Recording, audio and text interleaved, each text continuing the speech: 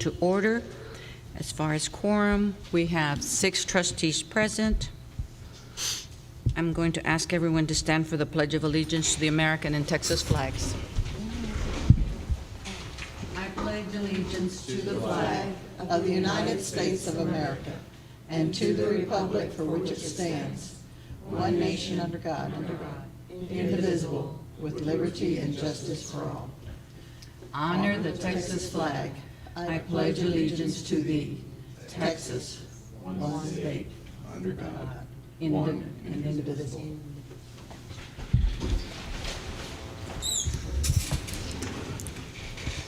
We'll begin with our public forum. I'd like to call Mr. Rodrigo Amaya to the podium.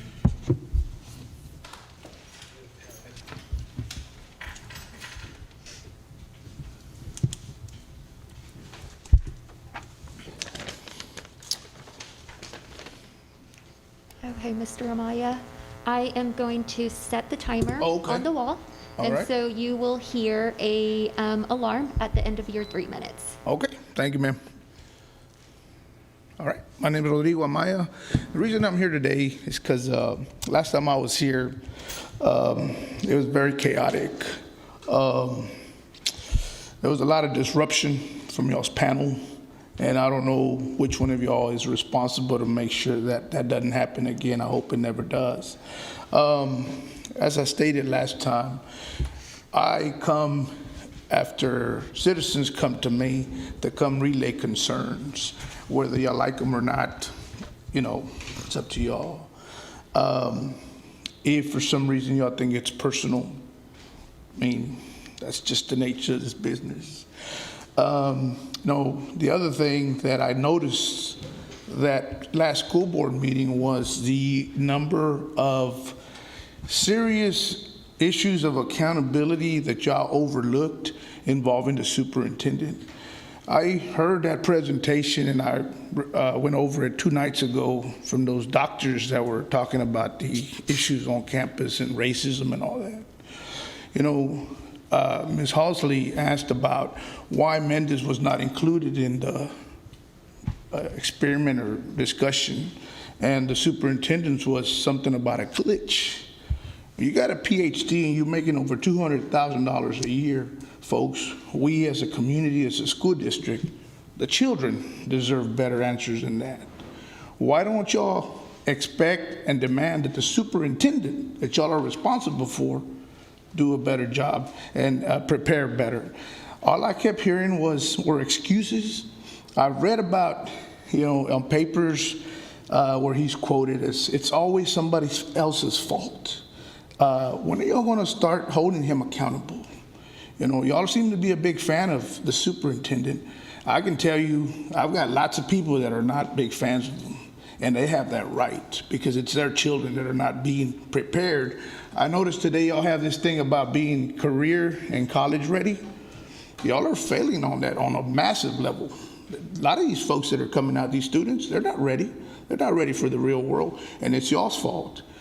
The other thing I was discussing with a very experienced individual that deals with the school district was about the parent interaction in the schools and all that stuff.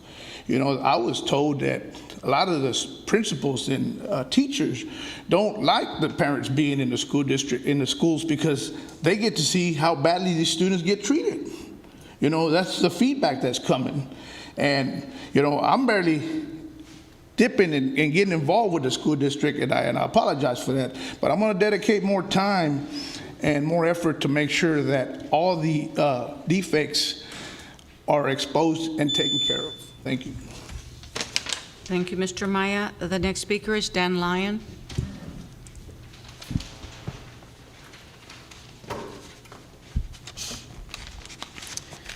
Good evening, trustees. When I ran for the District 5 seat on the SMCISD board, my goal was simple. It was to provide every student first-class education. If a student wished to attend a university after high school, we would strive to do our best to help them achieve that goal.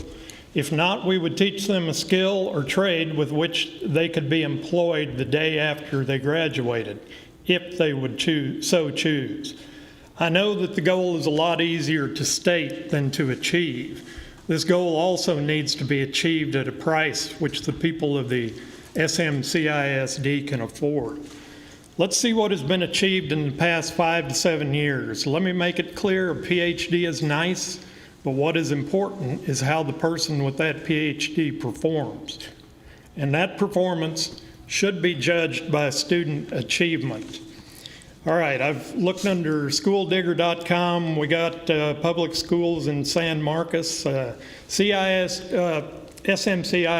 has an average math proficiency score of 31% versus the Texas public school average of 48%, and reading proficiency score of 38% versus 45% statewide. Also on schooldigger.com under Quick Stats 2021, student-teacher ratio at this district is 15-1, which is also the state average. Graduation rate, 83%, that's bottom 50%. Overall district rating, bottom 50%. And then, of course, math proficiency, bottom 50%, reading proficiency, bottom 50%. The school district's graduation rate of 83% has decreased from 85% over 5 school years. Let's get to finances. Under San Marcos CISD financial transparency, debt obligations, tax school building bonds, Series 2017, principal issued $43,290,000. Principal and interest, $68,120,175. Final maturity is going to be on 8/1/2042. Series 2018 bond, $51,460,000. Principal and interest, that's $80,464,788. It'll mature on 8/1/2043. Seriously, folks. And we're not going to add any debt until then. Okay. I was appalled. Thank you very much. Thank you, Mr. Lyons, and welcome Mary Salmi to the dais. We now have full board present. Superintendent's report. Thank you, Board President Cantu. We do have 3 things this evening. First of all, we'd like to welcome Mr. Terrence Sanders to the district. You approved him last month, and he is here with us, not on Zoom, but in person. And I know many of you got to meet him before the meeting tonight. He hit the ground running this morning. He's been with his team all afternoon, and we're going to finish the evening with a board meeting. So there's nothing more San Marcos than that schedule on your first day. I know many of you are watching, and many of our families are watching for the plan of what school will look like when we come back. That's our return to school plan, and you can expect to see that at next month's board meeting. Mr. Wozniak is going to present that. Right now, we're waiting on TEA to respond to some of the CDC's latest guidance. And so we don't want to publish something that has to be corrected or amended. We'd like to do it right the first time, and we're waiting on that. And then finally, Mr. Fernandez is going to start messaging out that, but we want to let you know today that we will not have any students go without school supplies in the district. We will have, our campuses will have supplies for all students who need them available on day 1. And again, we expect to start very quickly because we know we have a lot of catching up to do this year. And so thank you. That is our superintendent's report this evening. Next, we're supposed to have a presentation by Rolando Rios on redistricting. Is he here? I do not see him. I think the storm might have got him. Okay, so we're going to skip that. Maybe he gets here later, we can have that report.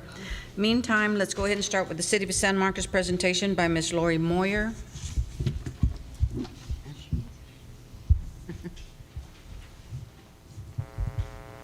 Good evening, trustees. My name is Lori Moyer. I'm the Director of Engineering for the City of San Marcos. And with me tonight, I have 2 of my associates, Ray Garcia, who is Senior Engineer and Project Manager, and Jacob Peets, who is Project Engineer. And we're going to talk with you about an opportunity that we see to address. So that they can be shown. Perfect. Okay. So the purpose of the presentation is to talk with you about the Sunset Acres Neighborhood Project and the opportunity that that might provide for us with the school district to address stormwater credits, which is something that the school district has approached the city about several times, while also providing improvements at the Mendez Elementary School.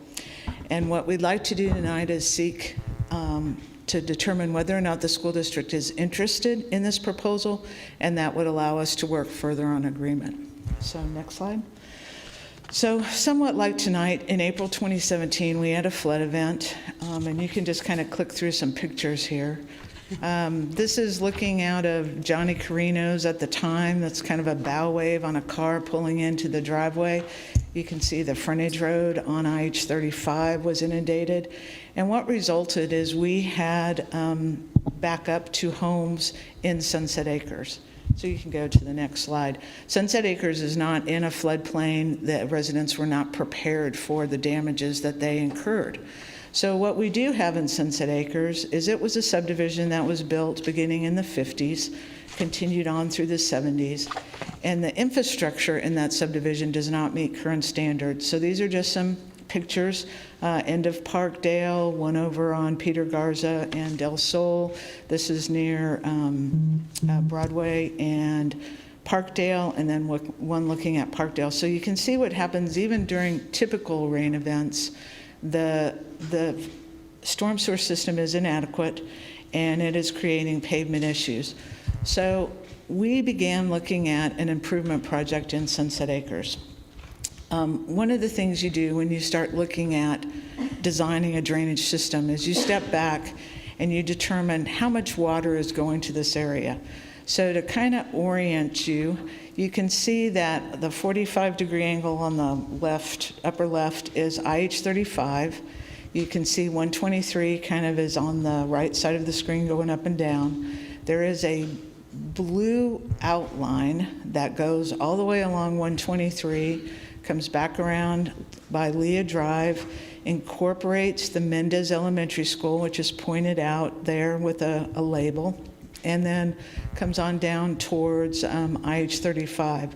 That area is the area where water drains into the Sunset Acres neighborhood. And those arrows kind of point the direction that the water takes. And it's a little bit difficult to see with the aerial photography behind it, but there are some green lines that indicate where the existing storm sewer pipes are. Everything in Sunset Acres flows to that bright green line, which is a large TxDOT trunk stormwater line in the right-of-way. And that capacity in that line is limited. So, you know, again, one of the first things we do, going to the next slide, is when we look at improving the drainage in a neighborhood, is we start with improving the stormwater system within the neighborhood. And so that's what we have designed, is we've upsized the pipes, we've looked at installing additional inlets, repaving the street to help direct the water to those inlets. But all of those improvements end up discharging into that TxDOT line in IH-35. Next slide. So what we found out, and when working with TxDOT, is they're going to expand the storm sewer system in the right-of-way with the IH-35 project. And that project is going to start in the next few months. There will be a presentation by TxDOT at the next City Council meeting, so you can get some more information on the project there. But when TxDOT puts a big stormwater line in their system, they don't design for the city, they design to serve the TxDOT facilities. So what we did is we went to TxDOT and we said, look, we have an area here, and we can build the pipe capacity within that stormwater system to drain that area, but we've got to be able to discharge it. It has to go into your system. So let us oversize and put in bigger pipes in your system so that we can get rid of the stormwater. Well, after an analysis and back and forth with TxDOT, what we found out is we cannot build big enough pipes to take the water. And it's not that the pipe can't be bigger, it's that because of the existing system, there are some constraints vertically as it makes its way to Willow Creek, that's where all this discharges to, that we couldn't get all the boxes that we need. So they said, we'll go as big as we can. We'll give you as much capacity. We'll pay for as big as the box can get, but it's still not enough to drain Sunset Acres. So what that meant is we had to say, okay, we want to oversize it, and the city participated $4 million, in excess of $4 million, to make that pipe bigger, but we still could not fully address, to our standards, the drainage in Sunset Acres. So that allowed us to step back and look at another solution, and that is enhanced detention. So right now, what you can see in bright green is there is an existing detention pond at the back of the retirement home. What we started to look at is if your discharge pipe can only take so much water and you have a greater amount flowing to it, one of the things you do is you store some water and allow it to meter itself out at the capacity that you have available. So what we looked at is there an opportunity to use some additional property in this area to store that stormwater?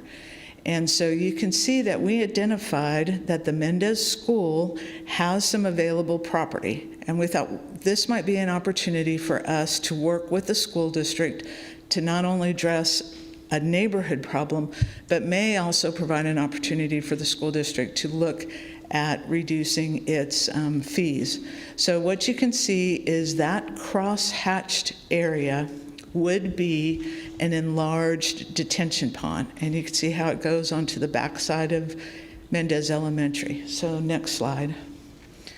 So what we thought, and you guys have seen these in other communities, is what if we built a detention pond, but that could also function with a recreational purpose for the school district? And so in looking at it, what the city would do is we would, with the construction of the detention pond, we could construct a soccer field with goals, and then also a new football field with bleachers and a scoring, you can see an upgraded scoreboard system. This provides the opportunity for that detention pond to function with a use other than just detaining water. So go to the next slide. So what the project approach would be is that the school district, if it's agreeable to them, would provide the land or an easement for construction of the detention area and provide the general upkeep for the use of the playing fields and the amenities, which is the general mowing of those fields so that they're usable by the students or whomever the school district has identified. What the city would do is we would construct the detention pond, the fields, and the amenities, and then we would handle the maintenance and the inspection functionality of the detention facilities themselves. Next slide.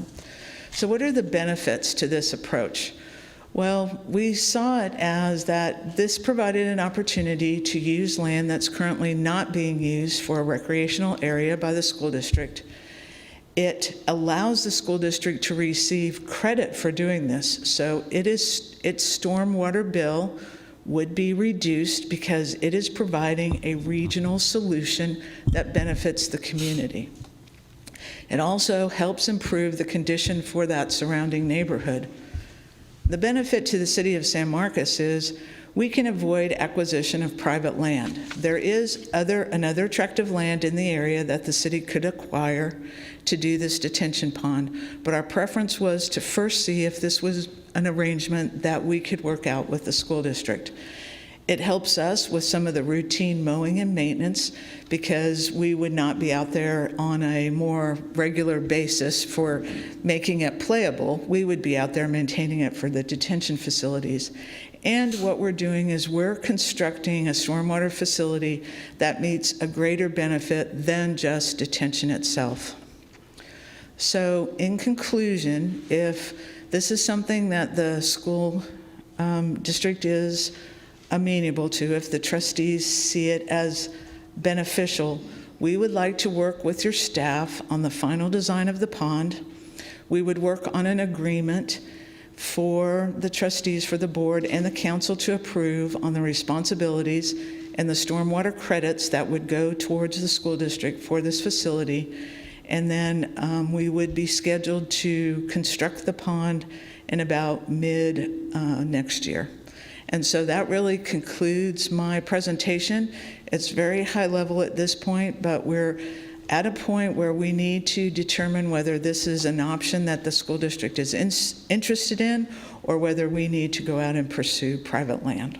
So with that, that's all I have for you. If there's any questions, I'd be glad to answer them. Dr. Sami? Thank you. This is a really interesting proposal, and I appreciate all of the detail that you put into it. Can you speak to the kinds of permitting and safety measures that go into a detention pond like this?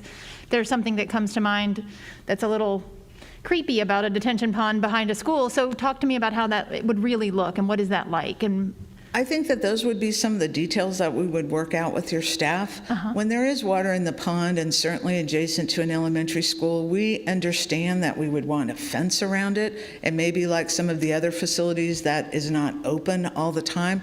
That would be the school district to control that.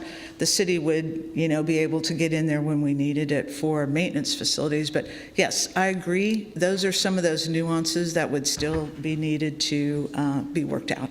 so I guess to further my point, what are the kinds of, you said permitting and things like that. What are the permitting requirements for a detention pond like that? We would meet all the permitting requirements. There's not anything extraordinarily special about permitting a detention pond. It doesn't meet a dam safety kind of thing, nothing with the state other than just the general construction requirements for erosion, revegetation. Your stormwater pollution prevention plan would be the typical permits that we would go through. Okay, thank you. Ms. Hanson? So the district would still own the property? Yes, the district would still own the property. And what would be the cost to the district? There would be no cost to the district. There would be a credit to the district against the bill that it pays for its stormwater fees. And what we have done is we have done an appraisal on the property itself, but since we're not acquiring it, in essence, we would work out what it would be the value for a long-term lease. And that value would be credited along with some consideration of the typical maintenance that is being done by the school district. That would be credited against that monthly bill that's paid. And so what that exact dollar amount is we'd have to go through some calculations with your staff to find something that was fair to both parties, and then that would be the agreement that would come back to the board for approval and the city council. If we, Dr. Barton, if we decide to go ahead with this, I would like for us to survey that Sunset Acres community and see, do they have any concerns, pros, cons? Since they live in that neighborhood, I would think would be positive, but I don't want to Sure, guess certainly. what they think. Certainly. Ms. Halsey?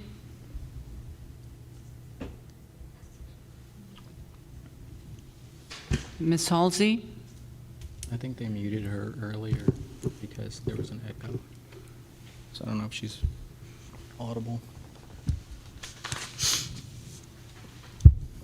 Mr. Redondo? Thank you, Ms. Cantu. Thank you, Ms. Moyer, for joining us this evening and for your very informative presentation.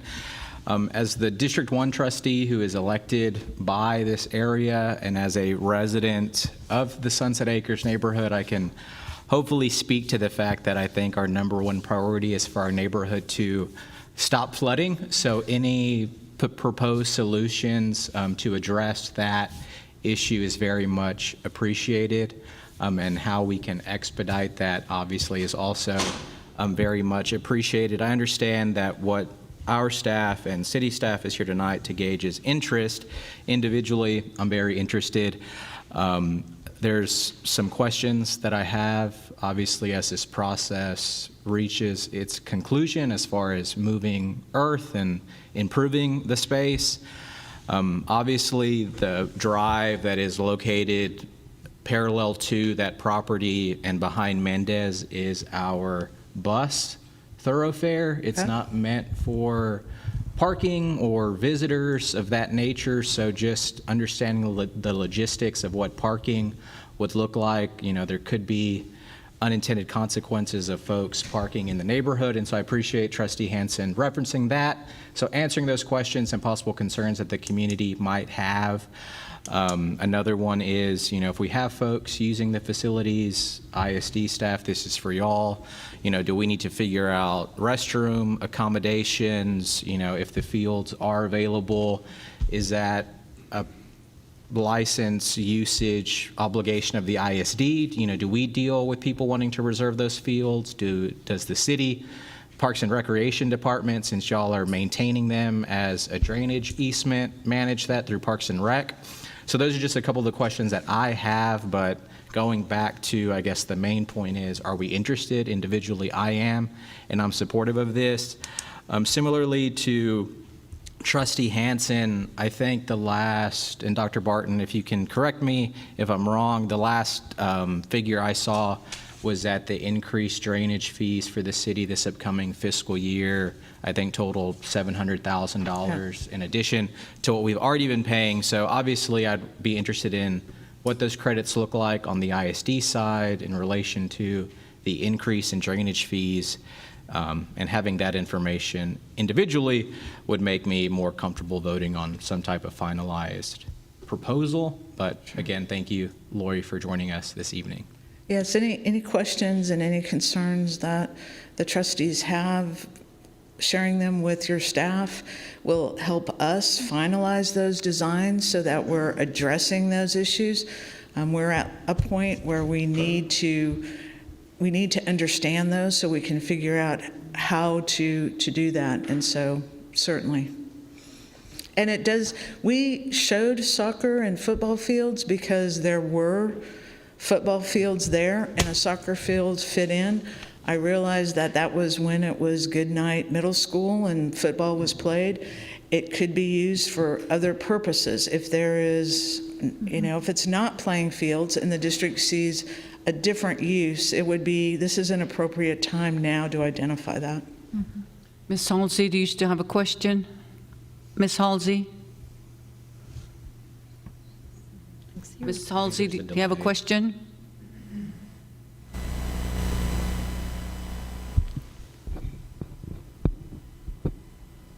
There she is.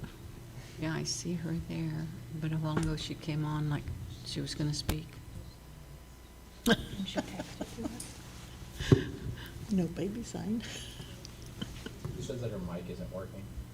Her mic's not working. So is that something we can fix here, or it has to be fixed where she is? I think he's suggesting that, can you text it to us? That's it. It's on her device. She's muted. She's muted on her device. Oh. Yeah, we can't fix that. So if someone wants to FOIA my phone records, I'll share this portion since Trustee Halsey is texting me. But I guess her comment is that she's in favor of it. Again, I can show you my phone if you need to. And that her preference would be soccer fields for both, I guess, proposed fields. So that is her insight. And so I don't know if she has any other comments that she might text to me, but if she does, I will relay them while we're on this item. And this is back to Trustee Arredondo's comments. In regards to what type of like safety, you know, apparatus is going to be installed there, that might be something for further consideration and conversation later, but I really hope it's not just like a chain link fence around the entire perimeter of it. I know that there have been some drainage. I come to mind off of Bishop, that is just kind of a chain link fence in the center of a neighborhood, and that for me isn't that aesthetically pleasing. So if we can do something more, I guess, friendly looking and not as Cool. industrial. Fence. Yeah. I mean, and I think Crockett Elementary has an iron fence that they put around the campus. So whatever that looks like, but as we move forward, I know I'm assuming that that would be some conversations that citizens might have. Dr. Sami? Thank you. I think that Trustee Hansen had a really good idea for a survey, and perhaps we could include in that what kinds of things the community would like to see and the school members would like to see, and let them decide. And so I think that's all a really great idea. Outdoor classrooms have become kind of popular. So maybe the staff at Mendez and the families at Mendez want an outdoor classroom. So these kinds of things, I think letting the community decide, I fully support. Right, and I mean, a football field can be used as a soccer field also if we, Sure. well, we mark it Yeah, too. it's an elementary school, so. Yeah, but, Yeah, no, I mean, that's what I mean. Football's not the most popular thing in an no, elementary. but they may be playing it in PE and, Mr. Redondo? Yes, thank you, Ms. Cantu. I agree with Trustees Hansen and Salmi.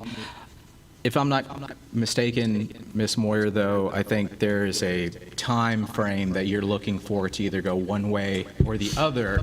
So I don't know if what conversation needs to happen after this meeting. I don't want to do that up here necessarily. But if we send out a survey, what's the time frame on sending that out to the community? When is the deadline? Are we sending it to ISD parents who live in that neighborhood? How, if Andrew facilitates the survey, are we going to send it to everyday citizens? Because it sounds like the ISD wants to do a survey. So we need to figure out the parameters of when it's going out, when that needs to be completed, and when that needs to align with what Ms. Moyer and the city's expectation is to hear yes or no from us. If we do the survey and if we wait until the August board meeting, Ms. Moyer, is that too late to continue having this conversation? No, we have about a year before we would start construction, so it gives us some time to finalize that design. I think that we would want to have, be well underway on moving towards that final design by the end of the year. We would have to start bidding in the springtime, and you need to have that final plans and specifications prepared. So the August board meeting is fine for some additional information, and that gives us still several months to work with staff on the agreement itself. We'll continue the conversation this week, and I appreciate the feedback of the board. We definitely have some additional direction, and I think there's more details on the project to be developed. So I think we have a good start here, at least interest in the board to pursue this. right. We could even consider baseball, softball field. That might be more matching to that school. Thank you very Ms. much for Moyer. your time. Thank you. Thank you. Good presentation. We passed over the presentation on redistricting. We were waiting for Mr. Rios to get here. We're now ready for your presentation. No, you just barely sat sat down down. again. You just sat down. Thank you. Did you have a handout for us, or were you? You have them here on your dais. It's in the stuff. Okay.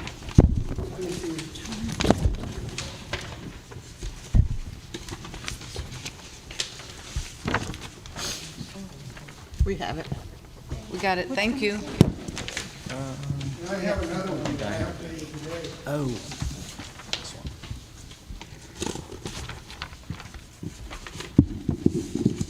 Got a stack of Thank you. I got it. Sure. Thank you.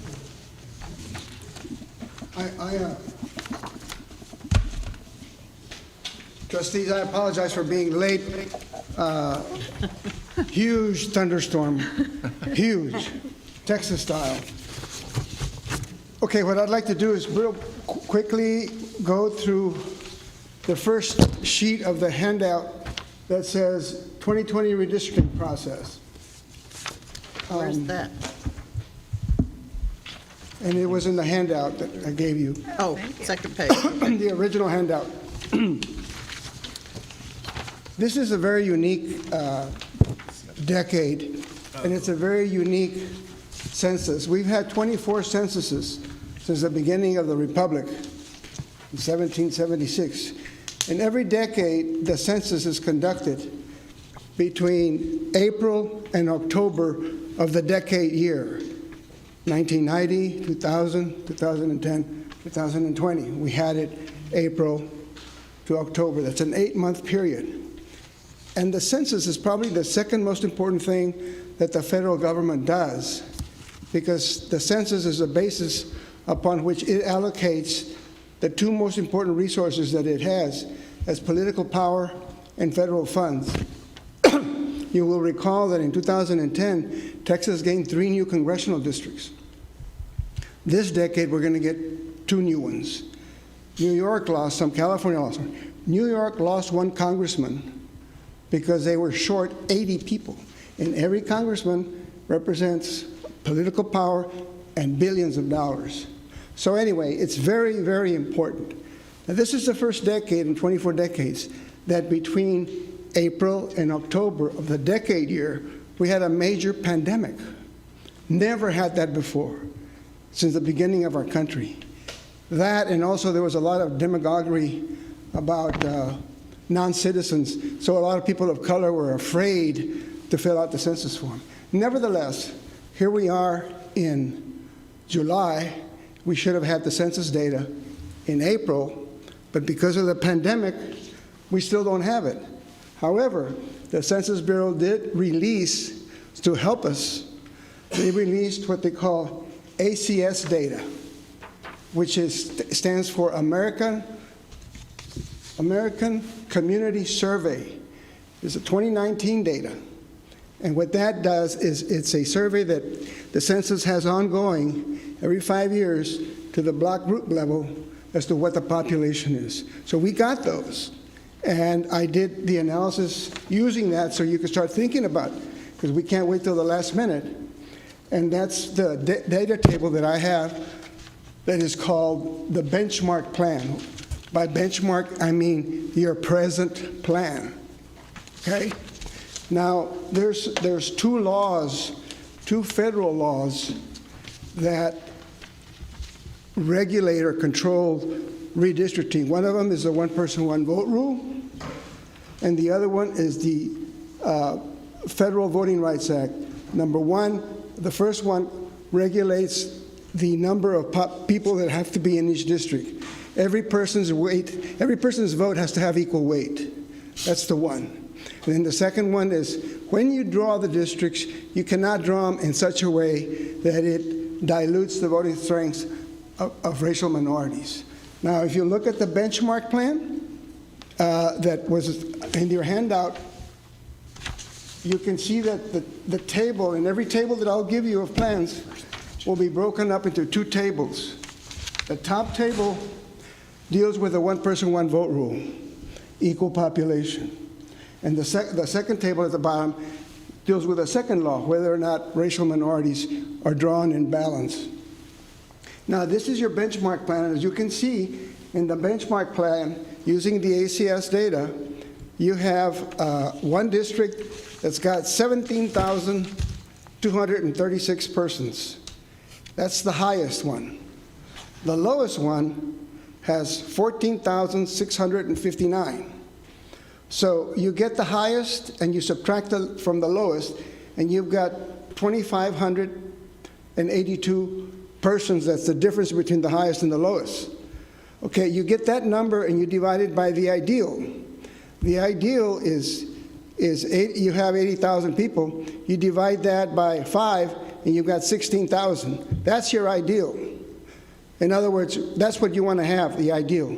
Right now, because of the population disparity, you have a deviation of 16.08%. So it's an unconstitutional plan. We have to fix it. And as far as the racial makeup, you've got the data there before. Now, that's basically where we are right now. And again, the ACS data are estimates, but they should be pretty close. They were about 1 million population short in Texas, but the actual 2020 census ended up bringing in 2 new congressional districts to Texas. Now, the handout that I gave you today, and that's the one I just handed you today, I drew what is known as a demo plan, a demonstration plan. In other words, what I did is I just hypothetically made some changes, and you'll see the map that's attached to it. And if you look at the map, you see change 1, and then there's change 2, and there's change 3. Now, District 2 is close to the ideal, so you don't have to change it. But the other 3 needed an adjustment. So if you look at change 1, change 2, and change 3, The line is the existing, and the new colors are your demonstration plan. In other words, in this hypothetical demonstration plan, if we make those minor changes, you would be, by looking at the data table, within a deviation of 6.08. That would be a constitutional plan, okay? And this is just a hypothetical plan, and I will be working with you all as to what changes you may want to make, and I'll be more than happy. I usually like to keep my talk to 15 or 20 minutes, because it gets boring after a while. Anyway, I'd be more than happy to answer some of your questions. I know it's a lot of material, but I'll be more than happy to answer your questions. Dr. Sami? Thank you for your presentation. I have two questions right now. The first one is there any way to know when we're going to get the final data? Yes. I'm doing Harris County, I'm doing Dallas County, the big counties. The Census Bureau has sent us an email that the data will be available August 16th. It'll be released throughout the whole country. There's 3,000 counties in the United States. And then they'll get that data to our provider, and I will have it in my computer with the data and all that 5 days after that. So it'll be the latter part of August. Okay, that's, the second question is there sort of any metric that you can provide to tell us how accurately this ACS data reflects the data of a previous census? You sort of spoke to that. All I can say is that the Census Bureau feels pretty confident that it's pretty close, because they send it to the states too. Texas is already drawing some scenarios. Okay. It's pretty close. But there's no previous comparisons that you can draw from? Probably the previous decades, and they felt comfortable with the previous decades, I see. 2010, they felt comfortable that when they compare the data, it's pretty close or close enough to get the public thinking about it. I see, thank you. Anyone else? Ms. Hanson? Yes. When do we need to approve the final decision? The state law, and you can check with your state law lawyers, is you're supposed to finish your redistricting within 150 days of the release of the 2020 census data. We don't have them released yet. And then there's the other issues. There's two release dates. There's the release of the census data for redistricting, and then at the end of September is the actual official 2020 U.S. Census. So I'm counting 150 days from the first release, so just to be safe. Okay. Does that answer your question, ma'am? Okay. And is it possible for us to receive detailed maps of each one for each district? Oh, absolutely. I forgot to mention. Yeah, I can get you. Have the current one and then the proposed, because I Right. really, Now, the proposed one, if you look at the dark line, that's the current one. right. So the map's got two I want things to in see it. streets and things. Oh, like yeah, that. sure, no, absolutely. And I forgot to mention, I'm available through Zoom. I have my computer on Zoom. I can get together with one, two, or however many, and redraw the lines just the way you want them to on the computer. And you're sitting there, and I can see you. You say, okay, move this street, move that street, and I'll make the changes, and you'll get demonstration plan 2, demonstration plan 3, however many iterations you want to have. Okay, thank you. Mr. Redondo, did you have a question? Yes, thank you, Ms. Cantu. Thank you, Mr. Rios, for joining us tonight and sharing this information with us. I understand that you just mentioned that by law, we have 150 days from when the data is released to update the maps. We have an upcoming single-member district election next May, and obviously there are prerequisite filing deadlines, registration deadlines, posting deadlines that we have before that. So does that come into play Absolutely. when we have an election this Absolutely, upcoming May? trustee. It's very important. You cannot have elections until the population is equalized. And we are working to make sure that your elections are in May, right? Yes. So filing probably starts February, right? Into Hey, January. if you think you have a problem, the state of Texas has to redistrict congressional, House, and Senate. They're getting the data at the end of, mid-August. We got September. Draw all those districts, get all the counties to reapportion their voting precincts. In November, filing starts. So they're really under the time crunch. But to answer your question, yes, sir. It's like I said, it's an unusual decade. We will have it done before the filing. Thank you. A follow-up question to that, Mr. Rios, is in Harris County and Williamson County and all these jurisdictions that you are working with them on this data to redraw those boundaries, have you ever worked with jurisdictions who appoint committees separate from the legislative entity to redraw the lines? Yes, we have. You see, I've been doing this for 30 years. We have had advisory committees. Okay, so that past. doesn't change the process in a way. It's still the same activities. You are the elected officials. You are the final arbiters. This is your process. You can use a committee, or you can just do it directly, whatever works for you. Okay? Wonderful. Thank you. How did you see that it worked? I thought it depends on the people that are working, but sometimes it ends up being more of an administrative kind of a burden, because then they've got, and then you've got to get them, and then they got to, and the problem with that is that, like I said, this is an unusual decade. If we had gotten the information in April, I would say we got plenty of time, but I just don't know that we have enough time to do that with the committee. But remember, at the end of the day, you are the ones that decide how to draw the districts. Thank you. Any other questions? Anyone? Thank you. Thank you so much. We know it was hard coming in the rain. No problem. We were No problem. very aware of This is my job, and again, I'm available to do a Zoom meeting and draw the lines the way you want them. Okay? Thank you. Will you email those detailed to somebody? Can you send the maps on the 5? Oh, yeah, no, I can, he has, who is the superintendent? They have them by PDF. I have Ms. Cantu. Who has them? I have one more question. I have one more question. Okay. Mr. Arredondo? The gentleman that let me in here, I can't remember, yeah, didn't I send you the PDF? No, sir. Okay, well, whoever it was that I interacted with, but what I can do is I can send them to you directly. All I need is your emails. Like a better copy than what's printed, Yeah, right? I 'Cause you gotta- want to be- Mr. Rios, I have one more question for you before you leave us this evening. Single-member districts were enacted here because of a ongoing legal case that Yes, was sir. decided by the Supreme Court.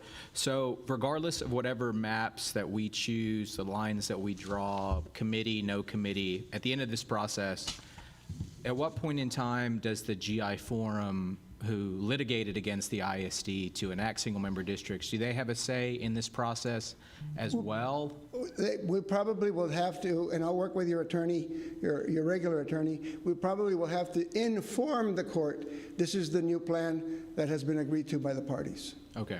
And so at that point, they could Yeah. contest or express their concerns or what have you? Well, we're not going to recommend that you adopt any plan that would be in violation of the law. So whatever it is that you adopt, I will give you the advice so that we just inform the court this is the new plan.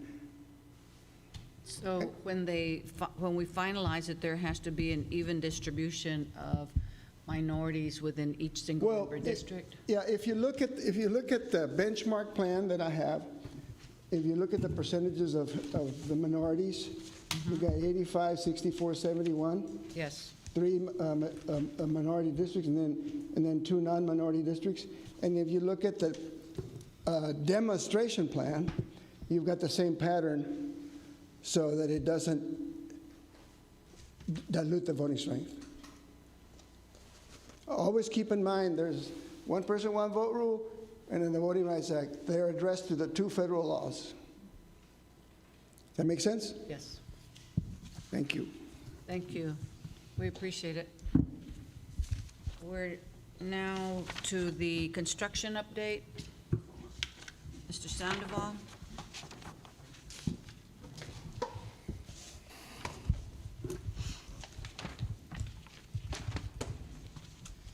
Well, good evening, Board President Cantu, Dr. Barton, Board of Trustees. It's time for the July construction update, delivering my 12th construction update. So we always start by looking at the budget.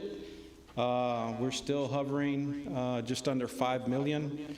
It's my intent that next board meeting we'll have the options in front of y'all to consider for other projects without the district. I can warn you that the list is healthy. There's a lot of needs in the district, as you all could probably understand, but it's certainly good to be in the position to be able to address some of those. I'm going to touch base real quick on the high school, because I know last meeting we talked about it, and I wanted to bring y'all up to speed. All punch lists, all major items from the punch list have been completed. And it's ironic that the city was here talking about retention pond, detention pond, because we're going back and forth with Weber right now regarding their scope of work. There was some work around a retention pond that is in the very back of the property. You can't even see it. And we, like I said, we keep going back and forth with Weber on it. They don't know if they've done it. It's overgrown since then. We did have the city come out and walk it, and they said, no, there's still a lot of work to be done. So what we did, and with Mr. Duval's help, who's in the room with me tonight, we've talked to a couple of contractors, and all this is going to be at Weber's expense, and they understand that. But we took it upon ourselves to get this work that needs to be done. It's dirt work, it's drainage, et cetera. So we're going to schedule, the work's actually going to start this week. We expect to have it completed by August 6th, weather permitting. Obviously, with the rain today, it's probably going to set us back a day. But our intent is to have the city back out for the final certificate of occupancy walk on the week ending of 8/6, and then the closeout documents provided by Weber to us, and then at the next school board meeting, we'll have it in front of y'all for final approval. So let's take a look at Miller. We continue to struggle at Miller. Issues with subcontractors, material and supplies.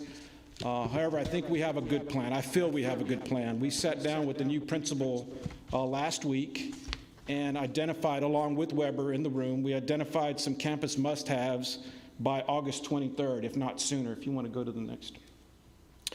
So understand that this renovation, or this project, last summer we struggled with the classroom wing, so we don't have that to worry about. We got a place for the students, but we have other issues around the campus. We have issues with admin that we're trying to work through. So some of the needs that we talked about with the principal was connectivity, which means internet throughout the campus. And all these phases, it'll make sense here in a second, but phase 3A and 3B is the summer renovation. That's what's going on right now.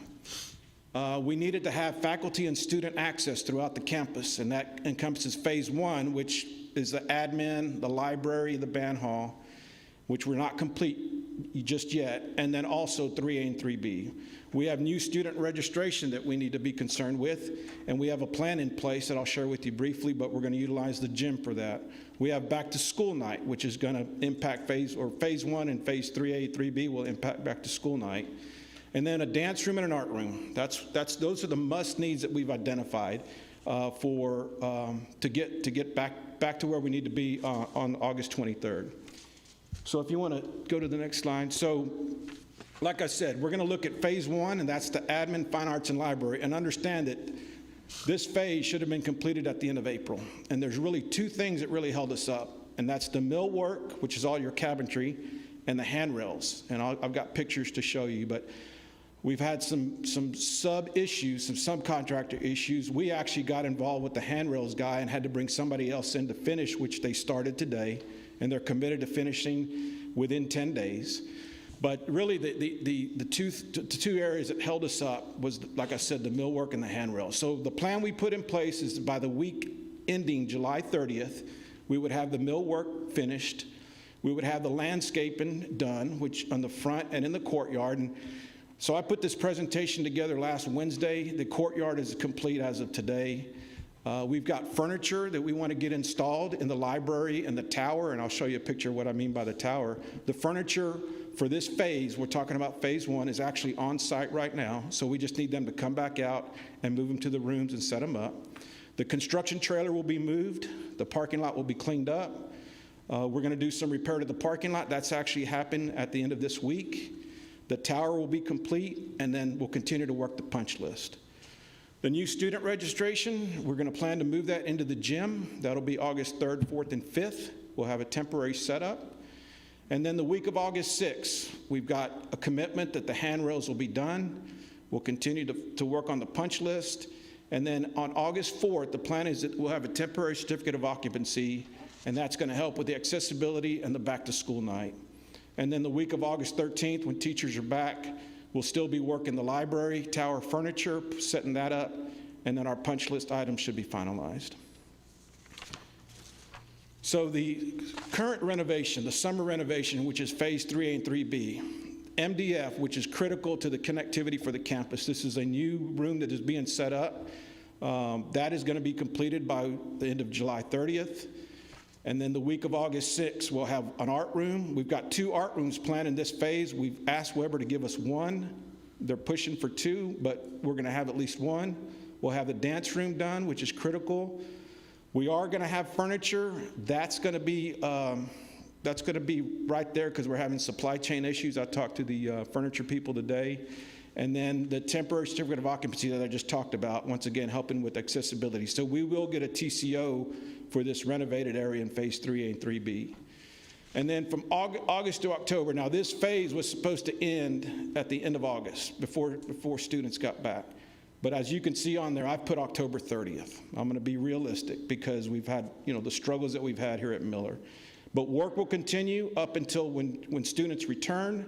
And then it'll move to evenings and weekends starting August 23rd when students return to the building. And with the final certificate of occupancy plan for October 30th. And this right here sort of puts it together. I knew this was going to happen. I thought it'd look better. But so the 8th, 7th, 6th grade wings, you can see those. And this is the area that's under, this is the 3A and 3B.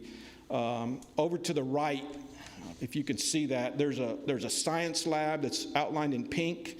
And then right below that is a lounge. So that area is coming out from the new admin area, and it's going to come. Everything above the pink, all those rooms were done last summer. They're ready to go. They're fine. Everything below is what's being renovated. So we have an art room that's not outlined in pink. We asked them to deliver that. And then the dance room is all the way to the left, right off the 8th grade hallway. We've asked them to deliver that. So everything in pink will be shut off until they can finish those. And like I said, it'll be done, if they're still working when students come back, it'll be done on weekends and in the evenings. So just some quick pictures. They did get the panel. We did get the panels done. That's from June, July. If you've driven by there, the front is looking good other than we need to finish landscaping. The next picture is the main corridor last month, and then this was as of last Monday, a week ago today. And Mr. Duval was there earlier and shared some pictures with me, and it even looks totally different than what it looked like last Monday. So there's a lot of progress going on. And then the next set of photos, the photos on the left are actually the handrails that we've been talking about. I wanted to show you that they are on site. The picture in the middle, you can see the mezzanine, and that's where the handrails go, and they come down the stairway. And the picture that Mr. Duval showed me today, the mezzanine is the handrails are up along the mezzanine. They're not completely finished, but they're up. And then the millwork, if you can see that bench seating. So the picture on the right is the bottom, that's the main library. And you can see that lighted tower in the back. That's what I call the tower. On the top is a parent liaison room, and on the bottom is a library office. I'm telling you, it's a beautiful building. It really is, but it's just like, when is it going to get here? So that's what's been frustrating, but I can tell you that it's going to be a building to be proud of whenever we get to that point. So we're pushing hard. Any questions on Miller? Ms. Mejia has a question for you. I do. Would it be possible to set up a group tour whenever Miller gets done? You bet. Perfect. You bet. Thank you. We can do that. Dr. Salmi? Yeah, so I'm a parent at Miller. I have 2 kids returning to Miller this year. And I want to tell you that as a parent at Miller, I appreciate these renovations, and they were much needed.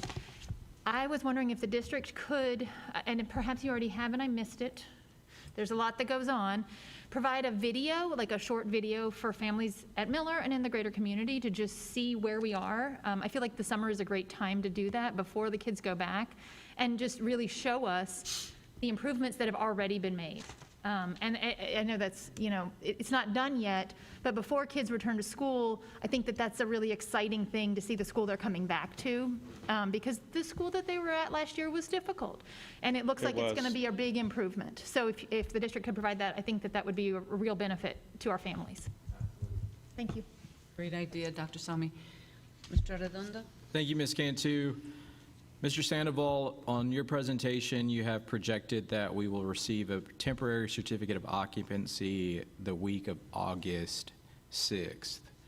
If that doesn't happen, and I want to be optimistic, but keeping in mind that the same general contractor who is 2 years behind us on the STEAM Center is also in charge of Miller, what contingencies do we have going forward on that August 6th date? Obviously, staff are trying to get into the building.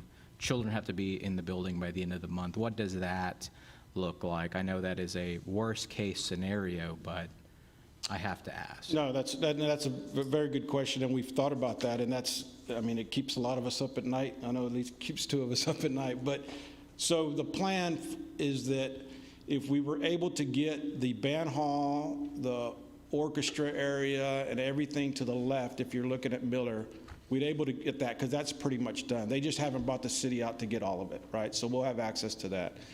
The only people that will be displaced is admin. I mean, they're important, right? The students will have their place to go. Teachers will have their place to go. We go back to the accessibility. How do we get them in the building, using the fire lane on the back, walking them around the side? I mean, we used to drop them off on Foxtel, and they used to walk up through the fire lane to get access to their wings. That's not going to be, if we don't get it on the 6th, we'll get it on the 12th. Teachers will be able to get in. It's just, what do we do with admin? And that's where we'll set up temporary in the cafeteria, in the gym, just a place for them to come and try to get. Now, there's a lot of training that's going to go on that first week.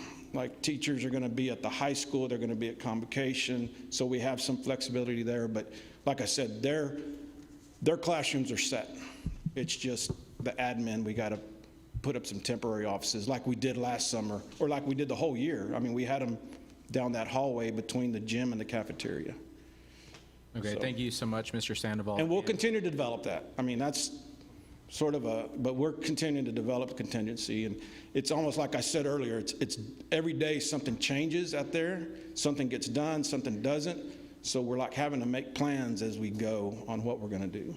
Wonderful. And I was under the impression that your department, you have already been working, and it's obviously you have, on contingencies. And my only comment is, and this is more anecdotal, is I've managed multifamily properties before that, we're trying to get their certificate of occupancy like the day we're trying to open, right? And obviously I know we're not going to be in that situation, but communicating with parents what that alternative plan is sooner rather than later, and I know that's going to be a difficult decision to make if it comes to pass, but I'd rather deliver the bad news earlier, that we're going to walk around the side, or that we're going to use the bus lane, or whatever that looks like, versus a week out from the first day of school saying, we don't know, but look for an email, right? Like, I'd rather us make that tough call earlier so that parents at least get an idea in advance that, the carpool line and the drop-off line is going to be an adventure, right? I hear you. I think by the 23rd, when students return, we're going to be fine. And that covers the majority of what. Now, on the 9th, when teachers return, based on the history, we'll have to develop it as we go. Thank you. So let's move to DZ real quick. And unlike Miller, so DZ, we've got 2 hallways full of classrooms that we're struggling to get done. Different contractor. I feel very comfortable. We're going to be good, but we're going to come down to the end at DZ. So we had a meeting over there, and I know there's a lot of detail on this, and more of it was for me and my team and the contractor and the custodians to know what all needed to happen. But renovation's going to continue, and this is A and B hallway. It's the cafeteria and the main corridor. So we've got Bartlett to set the flooring down. We're going to start waxing some of the hallways. This too, we're looking for a temporary certificate of occupancy on August 6th. On August 9th, it says teachers propose working remotely. That doesn't mean they're going to work out of the house. We're talking right now with Assistant Principal Kalunga about possibly finding another school where we can bring them in and they can do some training there. I can tell you that on the 10th and 11th, elementary school teachers are going to be at the high school, so we've got 2 days to play with there. There is a work day for them back on the 12th on campus, and then the 13th they're going to be at convocation. So we've got some room there at De Zavala if we needed to, but I'm extremely confident that August 6th date is going to hit. If there's anything that happens, we have the 9th to go back and repair. We'll do it over the weekend and then be able to have the city back out on the 9th to rewalk and get that done. So there's, as you could see, there's going to be some waxing that's going to go on, some cleaning, some new furniture moves while teachers are there. But, that school, along with Miller, they went through a lot the last year with construction. And I think, like I said about Miller, once we get DZ done, it'll be a great campus for them as well. August 20th, we'll finish the outdoor learning spaces. We'll have it fenced off. And then September 10th, we'll finalize punch list and get that final certificate of occupancy. So real quick, just showing you the kitchen. All the appliances are in the kitchen. They're in there, ready to be plugged in and ready to be tested. And health department will come out and give us a health certificate. The next one is the cafeteria demo. I was out there today, and actually that wall on the right, bottom right, is already getting tiled. A lot of the tile on the opposite wall has been done. And then serving lines are in, and actually that, once again, as things change, that outdoor learning area, I shot a picture about 4 o'clock. They sent me a picture. It's actually complete. So it's a little amphitheater that is going to be nice concrete, grass. I mean, it'll be a nice outdoor learning area for the students. Any other? Matt, Dr. Salmi? So I would also propose a short video for the De Zavala families. And it looks like you don't have any concerns about their back-to-school night having any impact on this. Is that correct for DZ? No, what we'll probably have to do there, depending on when they have it, I think we'll be fine there, because I think back-to-school night, and I didn't talk to Mr. Kalunga about that, but their back-to-school night is maybe like the week before. I'm talking about Miller. I think Miller, she was saying that she wanted to have it the week before. If De Zavala follows suit, then we'll be fine with it. August 19th? For DZ, okay. Yeah, so we'll be fine. And then for any new student registration, the admin is open. It was the renovation, the last phase we just finished, so it's ready to go.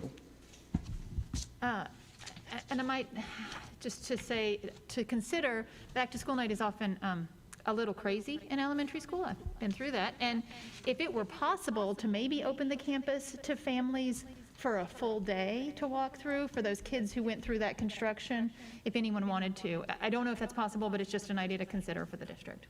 So we actually have a new camera, the 360-degree camera. So Miller was off limits for a few weeks, but as soon as we can get back into the campuses, we plan to do a 360-degree shot of the weekend. Yeah.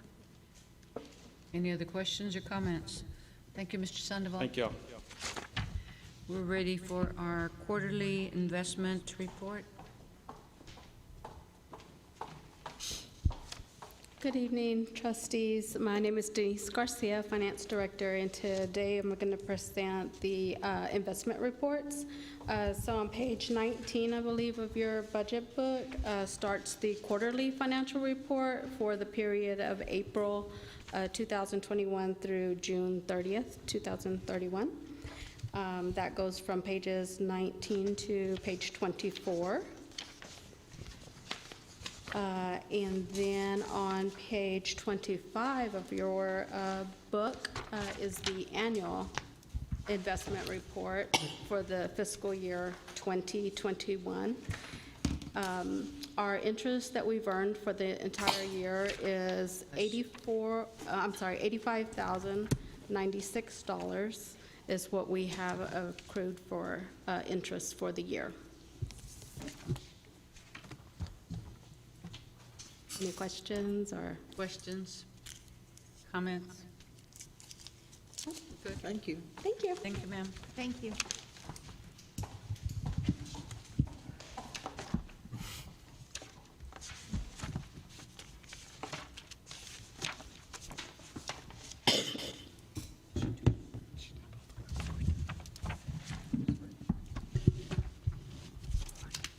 Okay, we can approve our consent agenda items. Approval of minutes for regular scheduled board meeting on June 21st, 2021. I move that we approve. I second. Ms. Cantu? Yes. Now that there's been a motion and a second, I just wanted further clarification for the meeting in reference to Trustee Mejia's election as secretary. I don't know how it's historically been done, but since the vote did go 4-2 to 1, it doesn't reflect the trustees who were the 4 and who were the 2. And obviously this happened a month ago, so I know all of us know who the 4 and the 2 were, but just for the purposes of consistency and historical accuracy, I don't know if that addition needs to be made, so that's why I'm bringing it up. Did you look at the amended? There's an amended, Minute. corrected one that's highlighted. That- Did you look at that one? It's on your desk. It's on the dais. Yeah, and it still does not list the 4 who voted. It says 4 people voted for Trustee Mejia, but it does not say who. So just so, On the others, it didn't as well.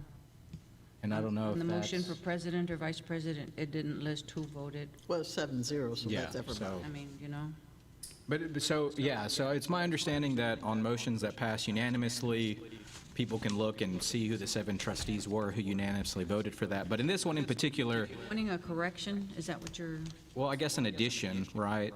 Listing of the trustees who voted in favor. But, Is that historically how it's been? I'm new to the board. Do we normally, if there is any opposition, do we normally list any difference, excuse me, non-unanimous? It can be added. That's not a problem to add Okay. that. To add who the 4 people that voted. Yeah. Okay, so do we need to make a motion? do we want to approve it as corrected? Yes. And my second is corrected, for sure. Ms. Mejia, did you have a? I do. I also want to add that the word motion under vice president and Ms. Villapando's last name is misspelled, so if we can get those corrected as well. I would appreciate that. Okay, so now we have 2 she corrections. corrected Ms. All right, Villalobos. what Oh, here. Oh, thank you. Okay, sorry. spelling? Get this The closer. spelling and the motion. Well, the spelling of the word motion. That's what she Right, said. the spelling. So the spelling on motion under vice president election, and then Ms. Villapando's last name under the secretary election. Those are misspelled. Yeah. So we can call for the vote as a corrected minutes of the regular scheduled board meeting. All in favor? And Ms. Halsey, I don't know if she's still with us. Ms. Halsey, are you with us? She's on the phone. She's on the phone. Like, I guess she called into the meeting, so I don't know if that changes what they're doing in Okay, there. everyone raise their hand so we're unanimous on that. Did she say? No, she called into the meeting on the Zoom, so her audio is working, but that means she's going to need to talk if we want to hear her. Okay. So she can hear us and she can speak. That's what I've been told. Ann, were you voting for that correction on the minutes? In favor, up or down? Yes, okay, 7-0 for the corrections. Brings us to items for action. Do y'all want to break before we start the items for Please. action? Yes, please. Yes, please. Okay, let's take a break right here at During the break, Ms. Cantu, 7:13. if during the break, staff can work with Ms. Halsey to hopefully figure this out before we come back. Yes, Whatever it takes. 7:13, we're taking a break. If I got to put her on speakerphone and put her right here, I will. I love someone to catch these toes. Oh, that's my. I love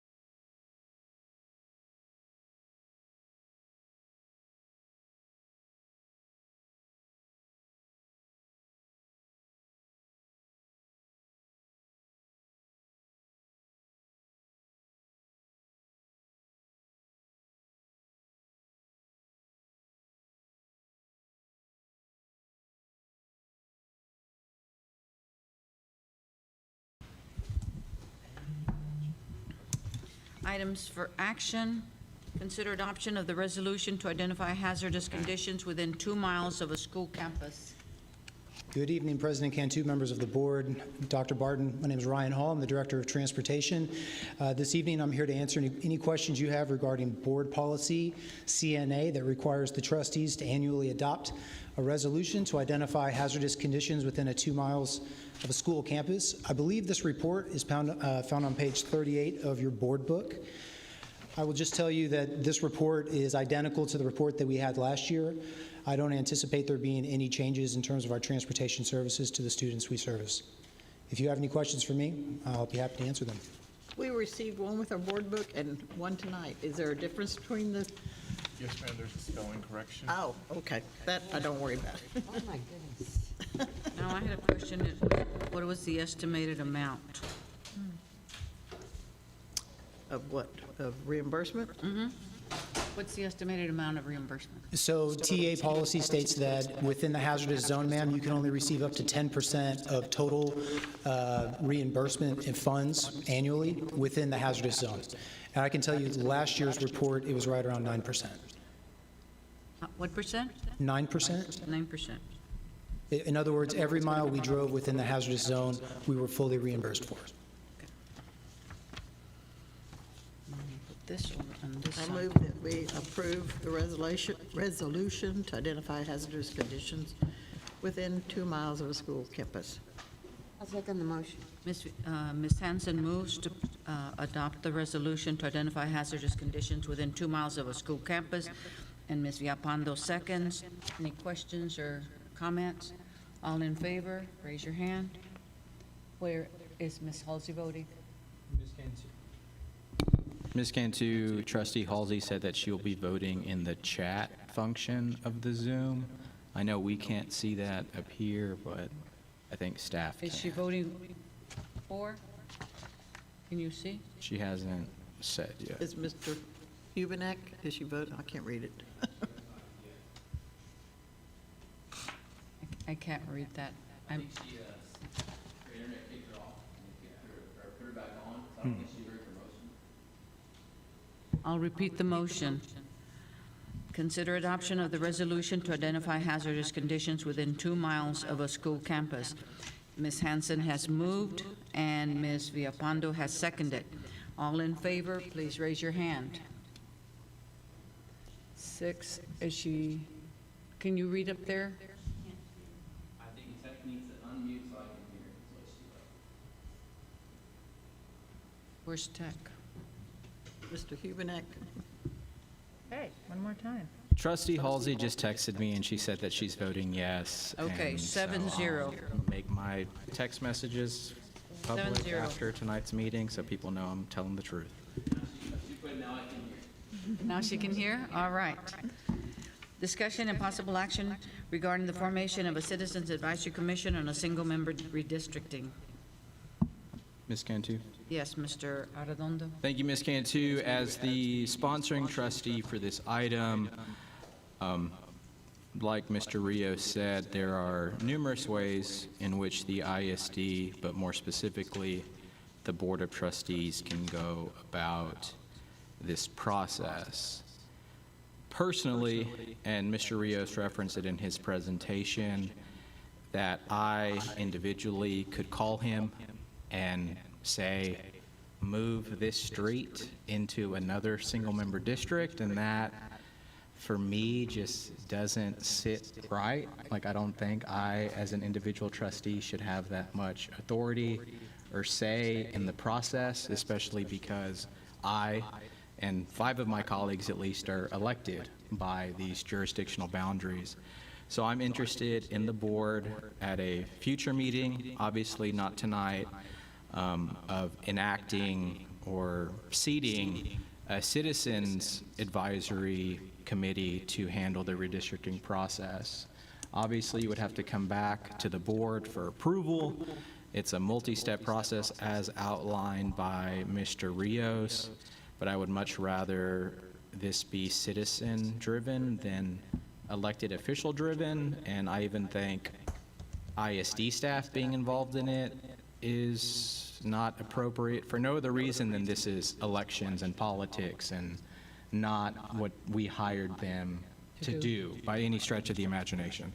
So that's why I put this item here tonight. It is agendized for discussion and possible action. I don't know if we're going to take action tonight, but this does offer us an opportunity to have the conversation. So thank you, Ms. Cantu. Okay, Dr. Sami? Yeah, so I think my initial response is that I tend to agree with Trustee Arredondo that this is something that we need citizen input on. The logistics of that do become complicated because of the year that we're in. I also think that, I'm sorry, I just had a brain problem. Do you have any proposals for how we would logistically handle that? I think that it would be important, to have a broad citizen base, and I guess I also don't agree about staff, because I know so many of our staff are also parents. And so that creates, they have both roles, and I know that they take both roles very seriously. So I would just wonder, do you have any proposals for how we would do that? So for, attendance zone committees, we've had different formats, right? 6 teachers, 10 parents, what have you.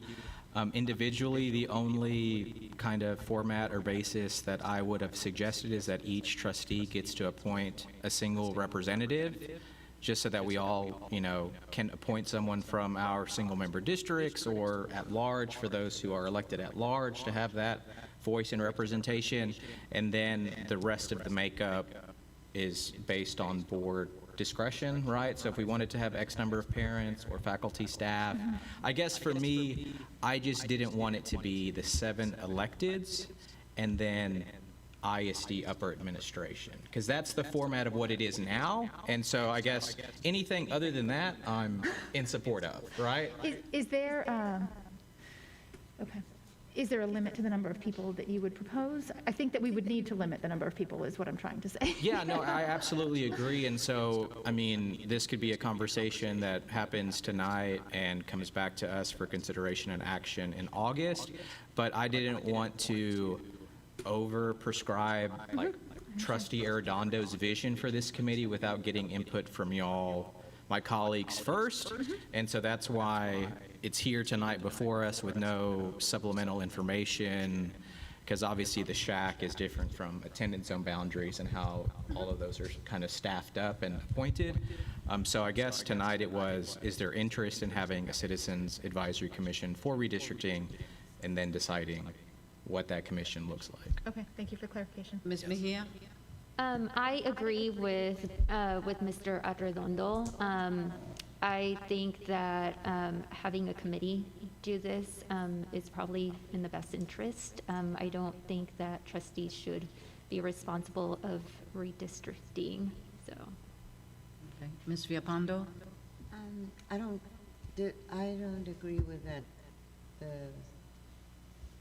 other people, yeah, we could have a citizens advisory committee, but it's still ultimately our responsibility, like it or not. But the important thing here is our timeline, and how much time do we have to get a committee together, to get them to meet and come back with some results. It's still all gonna be the same amount. Like you said, it has to be within that 16,000. You said something about that normally you get this information at the beginning of the first quarter, April or something, and that you have more time to work with, and that having a committee is more time consuming. That's what I heard him say. Ms. Mejia, did you want to add? Yes, is it possible to send out a survey to all of our, let's say, our parents and guardians, and get their feedback on this? What would you be asking in the survey? I guess my question would be, what would they survey, though? Yeah, that's what I'm saying. What would you be asking? See, I think the decision that needs to be made, and we can do this next month, I'm for having the discussion because I'd like to know how the other trustees feel, but I don't think I'm ready to make a decision as to appointing a committee until next month. And one of the things that he cautioned us about was the timeline, that we have a certain amount of time that this has to be done within 150 days of the amount of the date that it's final, that the census is final. Yeah, August. So he's working from August, then it goes pretty quick. So Trustee Halsey-Well, I think you and Trustee Villalpando are absolutely right, that this is going to be a time consideration. Giving our community the ability to have input is extremely valuable. And we will make the final decision, so we will take their input. And so, you know, if we don't have any interest in participation, then that's one thing. But I think having this open to our community to give us input is valuable. I tend to agree with you. Asking for feedback is one thing. Setting a committee that has to meet and that you have to take minutes and notes and then report back, I think that's a more time-consuming process. If there was an opportunity for them to know, for the community to know that we're working on this, and if they have feedback, to send it to us, especially people that live in my district or in your district, I think that that's a good way to get input from the community. It is, but why not both? So that's my comment there. I think it has to do with the time. If the time permits, I Absolutely. think And that if- would work. Yeah. Yeah, I agreed to send out a survey to, you know, each district, the voters, if we can do that. I don't know if that's an unbelievable idea, but to have them, this is what it is now, this is what's being proposed. Do you have any questions, suggestions, comments? And that we're Would open be for it. more efficient, because setting up this group, finding a date when they all can meet, and then come back again, and everything, I think we're going to run out of our 150 days. I would like to get comments and suggestions. I don't have a problem with that at all, but I don't think the committee can get it done faster. And for them to understand that they're an advisory committee. A lot of times these committees think that they're making a decision, even though we tell them they're not, they still tend to think that. And so I would like to get a broader range of suggestions and comments than just the committee. Ms. Mejia, you had your hand up again? So I think what I'm thinking is, instead of also like just sending out an email like how Trustee Hansen just said, how about we also make it available on our website? We can create a web page for it. That way it can be easily accessible for everyone, and it's always available 24/7, because, you know, our email inboxes can get crazy, and sometimes people just, you know, don't look at their emails. Sure. So is that something that can be done, Mr. Fernandez? Yeah, I Okay, wasn't cool. thinking of an email. I was thinking of something on the website that Okay. everybody can see, not because we don't have the emails of everybody that votes in our district. Ms. Cantu? Yes, Mr. Redondo? Thank you, Ms. Cantu. I appreciate the dialogue from my colleagues on this, and I guess like the question that we still haven't answered, at least two of us have said they're against it. I think three of us have said we're in favor of the commission. I haven't heard from Trustee Halsey yet. Is there interest in creating a commission? And then what apparatus we use to gather citizen input? I wanted to keep this like pretty high level, but I guess we're going to talk about it now. Being present during the last redistricting 10 years ago, I know I was here for it. I saw a former colleague of ours arbitrarily redraw the lines for their single-member district because a former opponent of theirs lived in their single-member district. And so for that to float up to the board level and for us to have the authority to do that, I don't think is right. And I don't think our hands should be that close to this as it's being baked up in the kitchen, if you will. So that's why I would hope that there was interest in making this a citizen-driven process, because the decision that is made will impact the way in which we elect future trustees for the next decade. So having it citizen-driven is because the citizens will ultimately decide who is up here after the next election, in my opinion, is in the best interests of all of us. So I agree with Trustee Mejia and others. Let's put something on the website. Let's send out a survey. Let's send out a mailer. All of the above, right? Because it's that important. But I think having an advisory committee, and if the board appoints members, I'm fairly confident that they're going to understand their role if they're appointed by us, that it's advisory, that it just makes this entire process more inherently democratic. I know there are state legislatures and other folks who like to draw the lines in which the boundaries are in which they get elected, and you know that there's a lot of opinions on elected officials having that authority and obligation to do that, and I'm on the side of where we shouldn't be allowed to do that, and it should be citizen-driven. So I don't know if Ms. Halsey has weighed in, or I don't know. I'm still trying to keep notes here on if there's a majority here willing to move forward with this. What's her comment?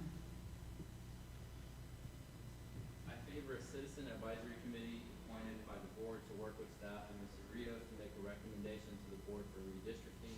The committee could hold a public forum and solicit citizen input. I think if the board appoints a committee in August, there's time for the committee to hold a public forum and make a recommendation within the time. Okay, so. I agree with Ms. Hall, I agree with Trustee Halsey and. So by agreeing, then we'll move this item to the August board meeting for action. This, I think does anyone else have any discussion to add? So then we're going to go ahead and move this to the August agenda, and we can move on to consideration and possible action to support the San Marcos CISD application to Hays County Parks and Open Space Grant Program. Board President Cantu, if you'd let me speak to that item from the dais. Yes, I you did may. prepare an executive summary for all the board members, and that is not a vote of approval by you. It's simply a vote of support of our application. We're asking for your feedback. We are plan to submit as administration 2 proposals to the POSAC committee, simply to improve our property in a way that we can't right now, that it benefits both our students and our community. And so after reviewing that executive summary, I hope for the opportunity to solicit your support. Okay. I move that we approve the San Marcos CISD application to the Hays County Parks and Open Space Grant Program. I'll second. I second. You can give it to Myra. Okay. Ms. Hanson has moved that we support the San Marcos CISD applications for the Hays County Parks and Open Space Grant Program. Motion made by Ms. Hanson and seconded by Ms. Mejia. Any discussion or questions for for Dr. Barton? Ms. Cantu? Yes, Mr. I just have one comment, then that is just to thank staff for preparing this application and moving it forward to the Hays County Parks and Open Space Advisory Committee. I know, I guess the idea or the thought process behind this is to serve a historically underserved area of our community, and with the east side having little to no parkland available to it, I appreciate the ISD's commitment to applying and moving forward with this initiative, so thank you. Thank you very much. All in favor of the motion? 6, how does Ms. Halsey vote? I vote yes for the parks application. 7-0.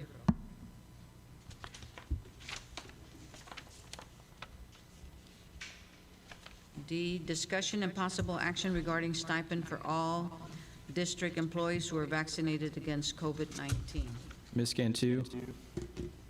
Yes, Mr. Arredondo. I'm going to make a motion that the district approve the resolution in regards to COVID-19 vaccination stipend as presented by staff, inserting an amount of $250 into the resolution. 250? Yes, ma'am. I second. Do I have a second? Ms. Mejia seconds the motion. I do have one comment to make. So in the paragraph that starts with whereas, no, wait, sorry. Yeah, all of them. So where it says everyone ages 16 and older, can we change that to reflect 12 and older? Because it is approved for students, children as young as 12. Amend that. We can amend it? Amended? Okay. And what was the amount? 250? 250? And where would these funds come from? It's a new one. I'm sorry, I didn't hear you. Where would the funds come from? Where would these funds, how? This would be a budget amendment to you in most likely October, and I think we'd project $300,000 for the cost of this incentive. As long as it's not out of instructional. We don't touch our instructional funds. So, any other questions or comments? Ms. Hanson? Yes, I have several concerns and suggestions. On the bottom of page 54, where it says due to their disability or religious beliefs, could we add or change disability to health condition? Because having cancer is not a disability, or a lung transplant is not necessarily a disability, but those people, depending on their situation, can't take the vaccine, or even if they tried, it's not going to work. So, health, can we amend that to say health condition? If the board approves that, we can. And then Go on. my other concerns, does the second one mean we're giving 2 stipends? So just for clarification, Trustee Hansen, I apologize. I think my colleagues and I were provided an amended resolution that includes 2 paid days of sick leave and a secondary stipend if the district achieves a certain vaccination percentage. Those right now, based on my current motion, are not up for consideration. I was going to bring those up during this conversation right now. So my motion, which was seconded by Trustee Mejia, is just for the resolution that was in our board book that all of us saw over the weekend. Okay, well, I'm also concerned and confused. Is this a reward for getting the vaccine, or are we giving a stipend to convince those who haven't been vaccinated to get the vaccine? Because an incentive means that we're trying to get people to do something. And we gave a very healthy raise to all of our employees. We've done so for at least the past 6 years in a row. I can't remember how far back, but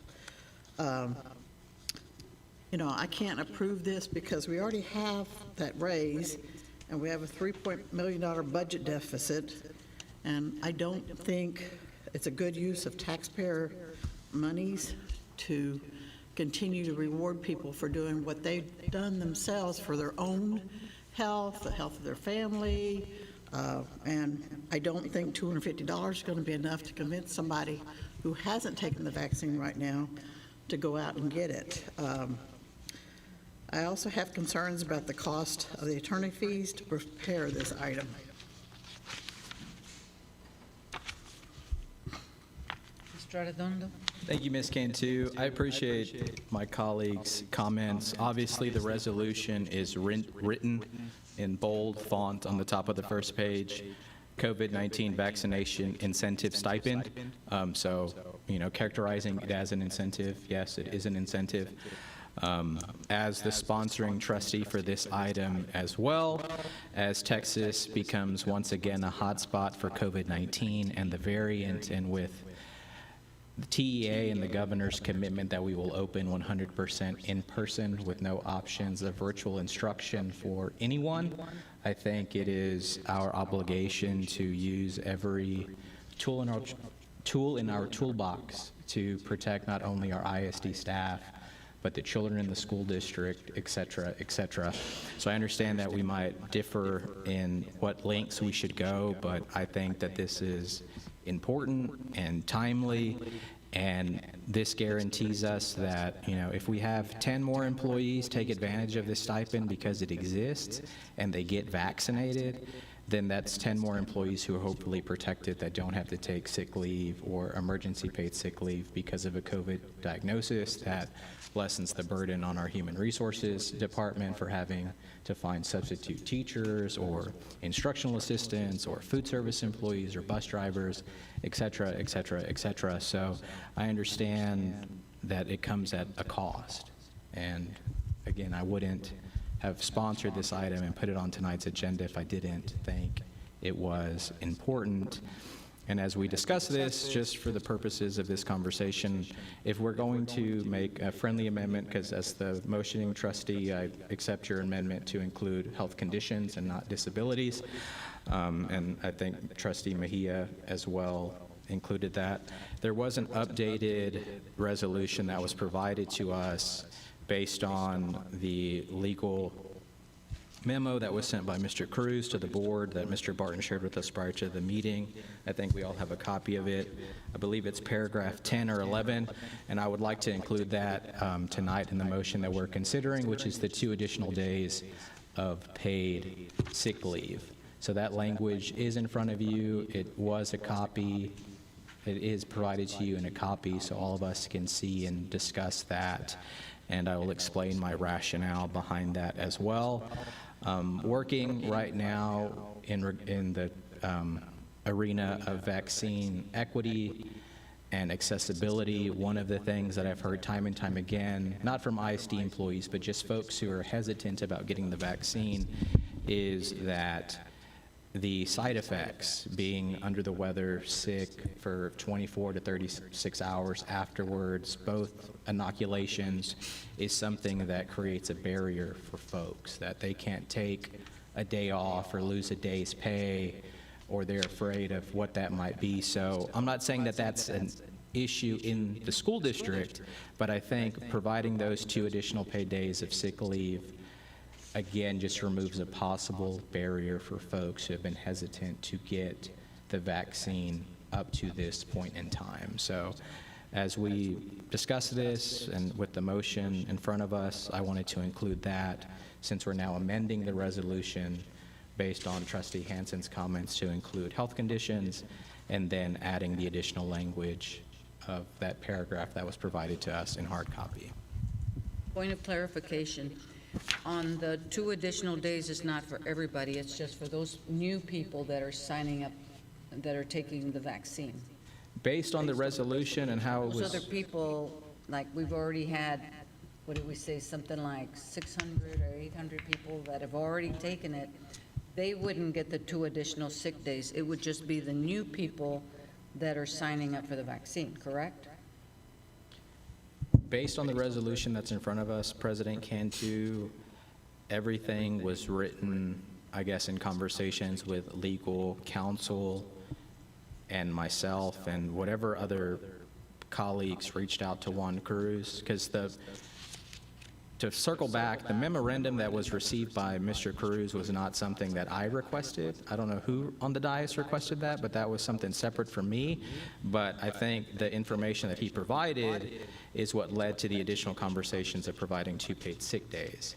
So to answer your question, the language was written to make it all-encompassing of both employees who had been vaccinated already, that they would be eligible for the stipend retroactively, which this language provides.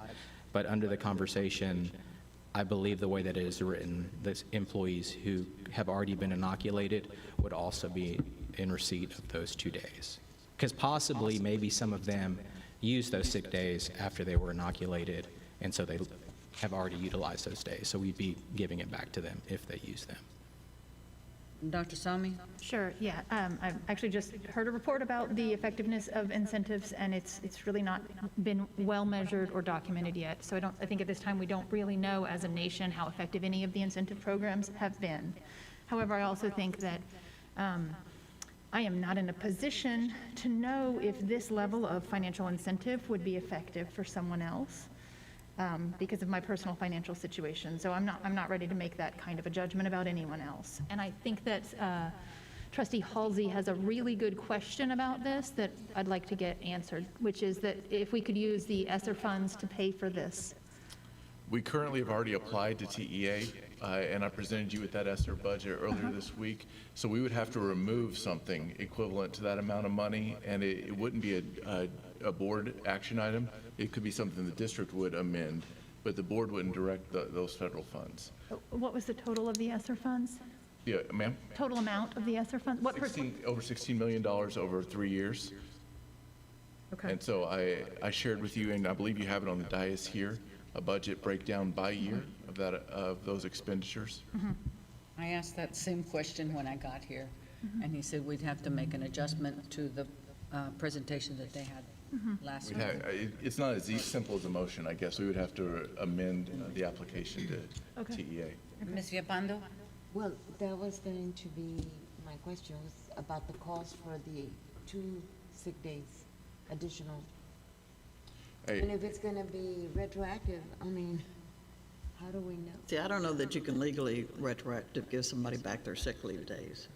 I don't think that's. But if we're giving everyone who gets vaccinated 2 Why additional would they sick days need moving forward. 2 sick leave days now? I mean, I think it was to have an equitable incentive so that everyone who was inoculated, regardless of where that happened on the timeline, they were in receipt of all of the incentive.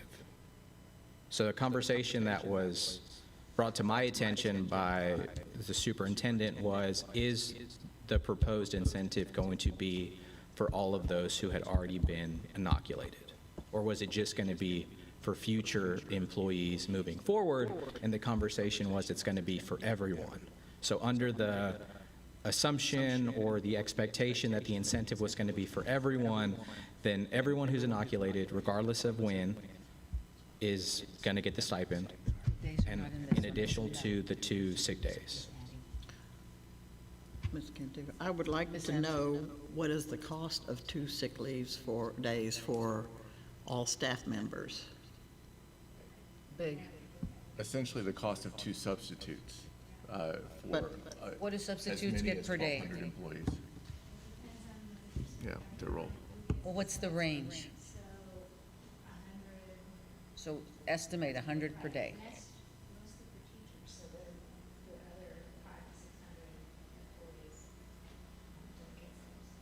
So hourly don't have substitutes.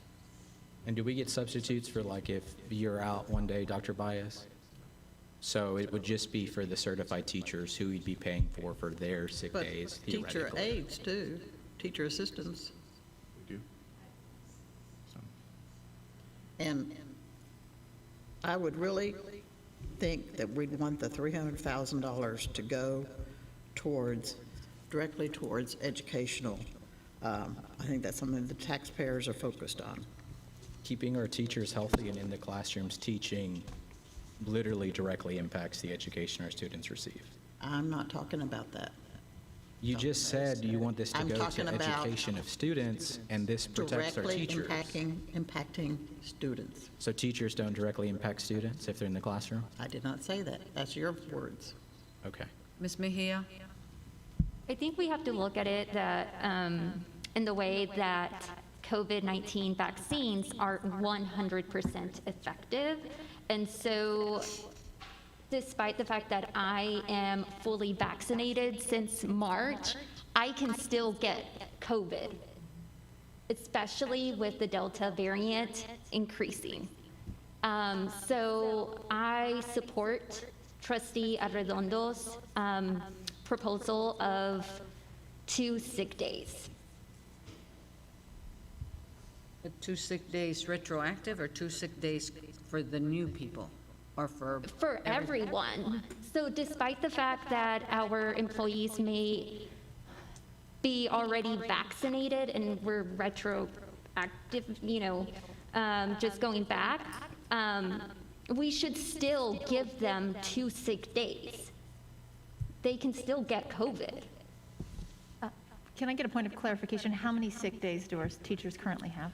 I believe our teachers all receive 5 sick days at the beginning and 5 personal days, and everybody has that full complement starting the school year. Okay. So I don't think that's, the number of days is necessarily a challenge. I think the point about Solons, you have a couple. test.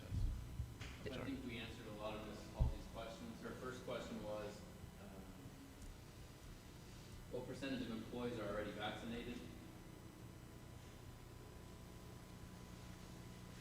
We're thinking we're right around 75%. And that's how we kind of ended the year. Hopefully, we had a good summer with the other 25, but that's my average right now is what I'm going with, is 75. Now, is that from the district vaccine events, or just in general, like if y'all sent out a survey, and how did we get that information? It's a combination of both. We did do some informal surveying, but we also have numbers from the clinics that we ran here. Our nurses, over the course of, I want to say 2 months, probably 16 sessions, vaccinated over 1,100 people. Not all of those were district employees, but a large portion were.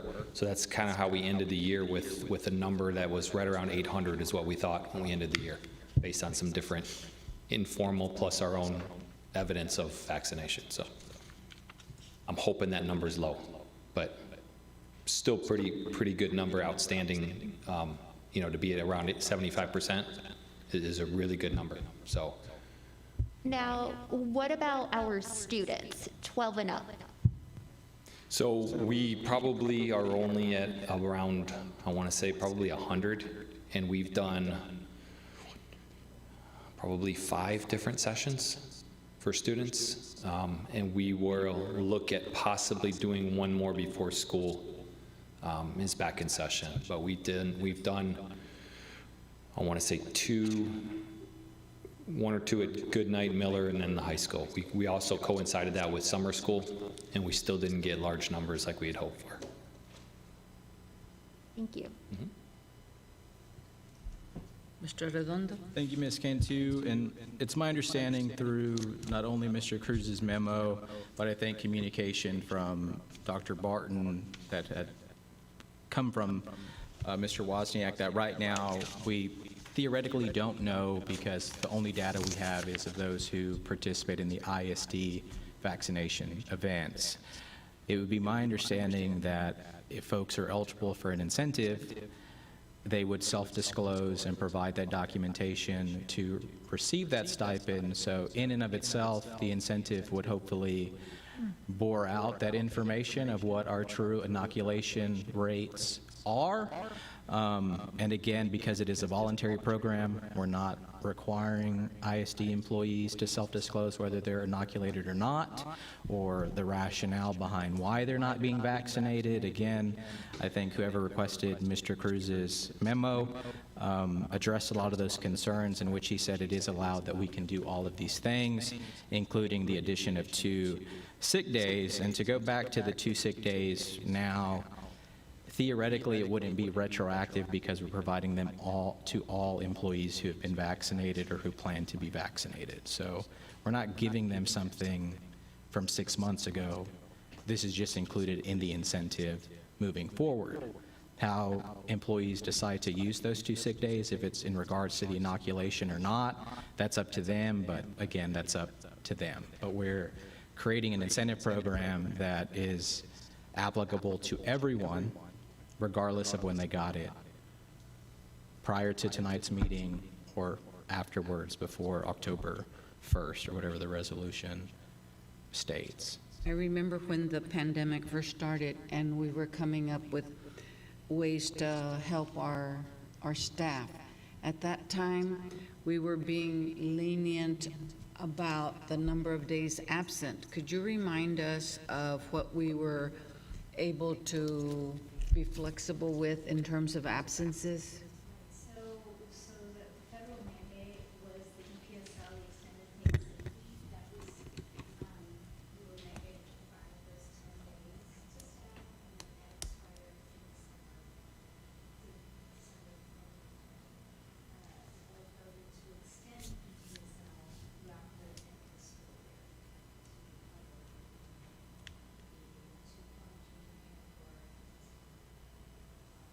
But this was for people that had COVID, not as a result of the illness from a vaccination.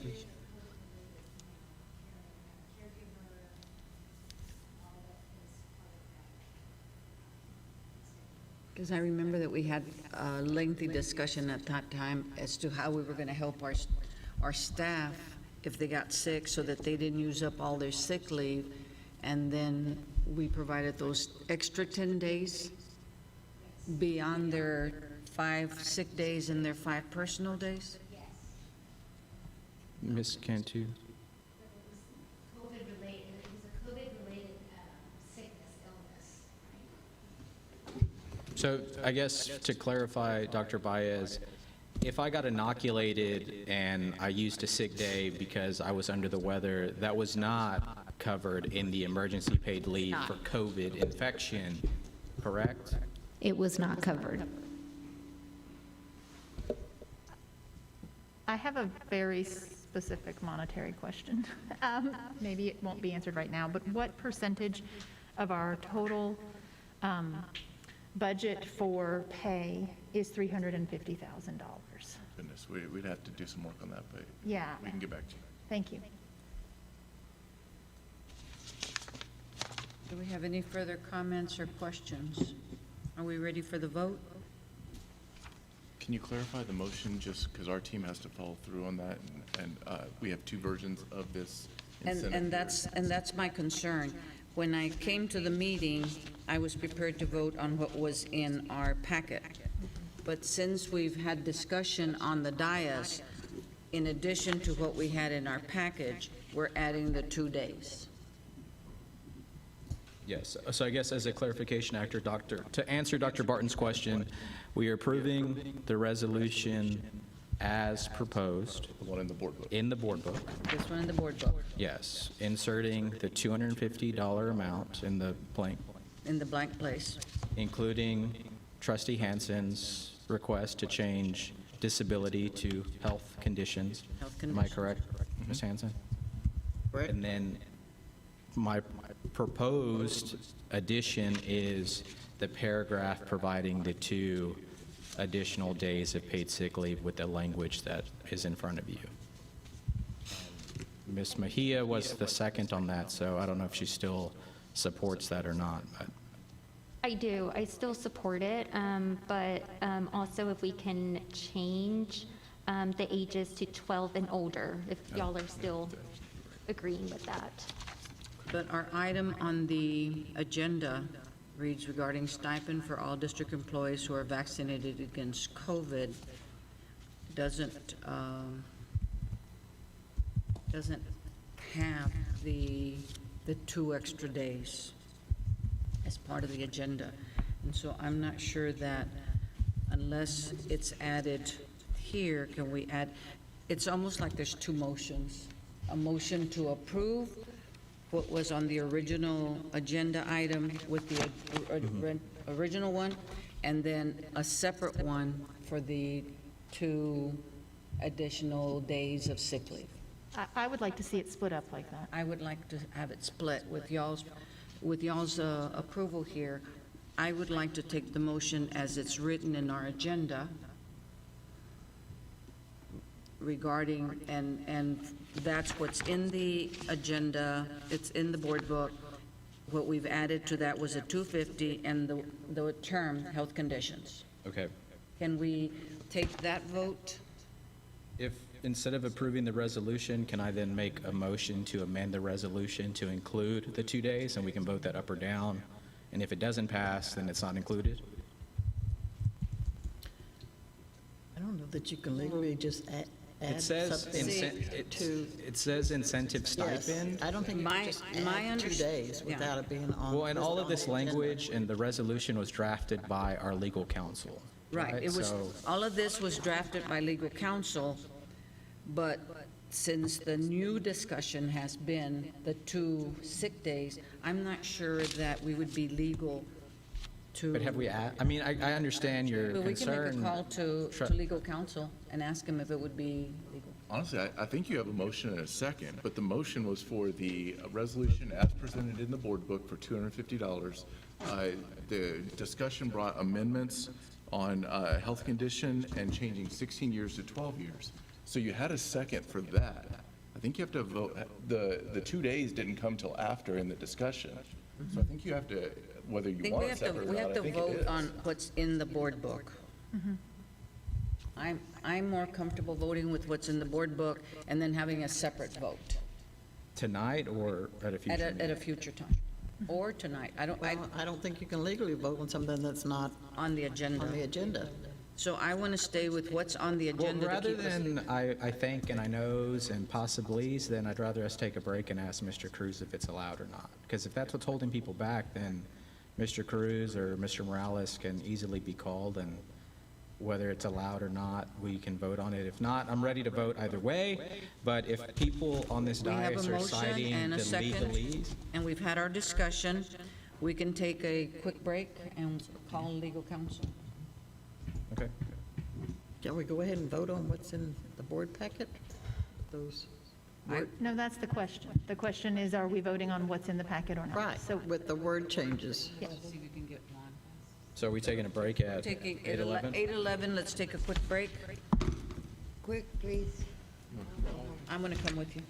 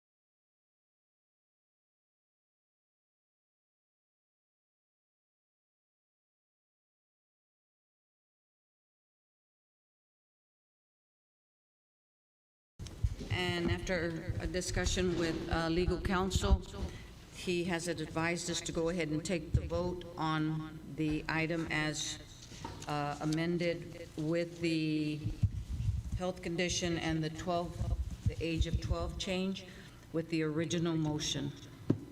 Ms. Cantu, before we move forward, I just want to clarify that Mr. Cruz did say that we could then take up separately A separate, the additional yes. 2 days of sick leave, correct? Okay. That's correct. So now we're ready for the vote on the $250 incentive for stipend for the district employees who are vaccinated against COVID. All in favor, raise your hand. 1, 2, 3, 4. Is Ms. Halsey voting? 5, 2. Okay, Ms. You can give us a Cantu. chance to vote. Oh, against? Those against, please? 2. I did math. I was gonna say that. You voted against, right? Yes. Okay. Consider approval of budget. Ms. Cantu. Oh, I'm sorry. That's okay. Okay, well, now I would like to make a motion that we include the paragraph reflecting the 2 additional days of leave to all ISD employees who have been vaccinated or who plan to be vaccinated against COVID-19 as written in the handout that was provided to us before the meeting. Can you read that paragraph? Can All right. This one? I don't have my copy. Is it this one? I can read it just for the, can I borrow the? This one? Okay, the motion's been made by Mr. Redondo, seconded by Ms. Halsey. And so just for purposes of this conversation, it is the paragraph written, whereas in addition to the aforementioned one-time COVID-19 vaccination incentive stipend approved by this resolution, the board hereby authorizes 2 days of paid leave for district employees that qualify for the one-time COVID-19 vaccination incentive stipend, semicolon, and. So that the motion that I stated, seconded by Trustee Halsey, is to now include that paragraph in the just recently approved resolution. Do you have a question, Dr. Barton? Not so much a question, but just maybe a wanting to clarify and understand the board's intention on this one. We appreciate the first motion because as it was explained multiple times, keeps teachers in the classroom. Mm-hmm. This one might be a challenge, more of a challenge for us because it might remove teachers from the classroom. And so I think we try to understand what your intention is. And this one we struggled with as we were discussing it in cabinet today. What would the impact of that be to our students when they come back? Mr. Redondo? So as the sponsoring trustee of this item and now the requesting trustee of this motion, without getting too specific, my thought process would be that any employee who is hesitant about getting the vaccine, administrator, teacher, hourly employee, or otherwise, because of the time it would take them out of the workplace, potentially unpaid or utilizing their current sick leave, it would remove that barrier. I can't speak to folks who might, I guess, take advantage of the 2 additional days of leave. I would hope that our ISD employees don't do that. I can't speak for them or their personal decisions, but I guess the impetus of this was to remove that barrier for folks who think, I can't get this because I don't want to miss work, or I can't take an additional day off without paid leave or what have you. Everyone else has already been inoculated. I can't speak to all of their circumstances of maybe they used a day of leave after they got sick and it took them out of the classroom or what have you. And so this is, again, not retroactive, but replacing that day that they might have used for inoculations. I understand that there's a lot of outliers and possibilities there, but I guess that's the rationale behind my motion, is to address those scenarios and instances of absence because of vaccination. Thank you, sir. Ms. Mejia? So I have kind of like a question for, I guess, Dr. Barton or maybe Dr. Baez. So back to Trustee Arredondo's comment right now. if this gets, if we vote on it and it passes, those 2 sick days, are they just going to be added to the employee's sick day section, and they can just use it for a general upcoming, I don't know. But am I understanding that correctly? Or is it going to be to where like y'all are going to put credit for like a past sick day? No, so it's an additional 2 days. Additional. That is correct. Okay. It's an additional 2 days for whatever. Okay. So my understanding was correct. Thank you. I myself am in favor of the 2 days for those people that are getting vaccinated and then have a couple of down days because they feel sick. But I am not for going retroactive and giving it to everybody in general. I just feel like if this is an incentive for people to go get their vaccine, then it would be only those people that are going to go get their vaccine and then they get 2 days of not feeling well, then they could use those 2 days. That's where I am. Yes. I think for me, I am more about the vaccine is not 100% effective, and there is a variant right now that is rising, increasing the COVID cases, not just here at the county, but everywhere. And so I feel that giving every single employee that has been vaccinated or is, or is planning on getting vaccinated 2 sick days, that works with me. There are some cases that COVID-19 just takes forever to get rid of, heal from, and so I feel that every employee should get 2 additional sick days. Ms. Cantu. Mr. Arredondo? Thank you. It's based on my understanding that the stipend, the financial portion of the incentive already approved, is not going to be perceived as an expenditure until October, when the program is essentially completed. If that's my understanding, that's when it would come to us as a budget amendment. Is that correct, Dr. Barton? Yes, sir, and I believe we set it to pay in October so that people had the opportunity to go receive or to take the vaccination. Okay, thank you. And I just wanted to confirm that. So my thought process behind having this tonight versus in August or September or what have you is obviously trying to get as many folks vaccinated before the start of school and all the things that go along with that, right? I understand Trustee Halsey mentioned using ESSER funding, and we've already submitted a plan, and that money has already kind of been outlaid and committed. But if this is approved tonight, the additional 2 days of leave, where that money is coming from, obviously there's time to have those conversations in August and September of possibly amending the ESSER funding plan to reflect what I believe, if I'm not mistaken, former trustee McLaughlin tweeted on social media of $125,000 expenditure for leave for those teachers.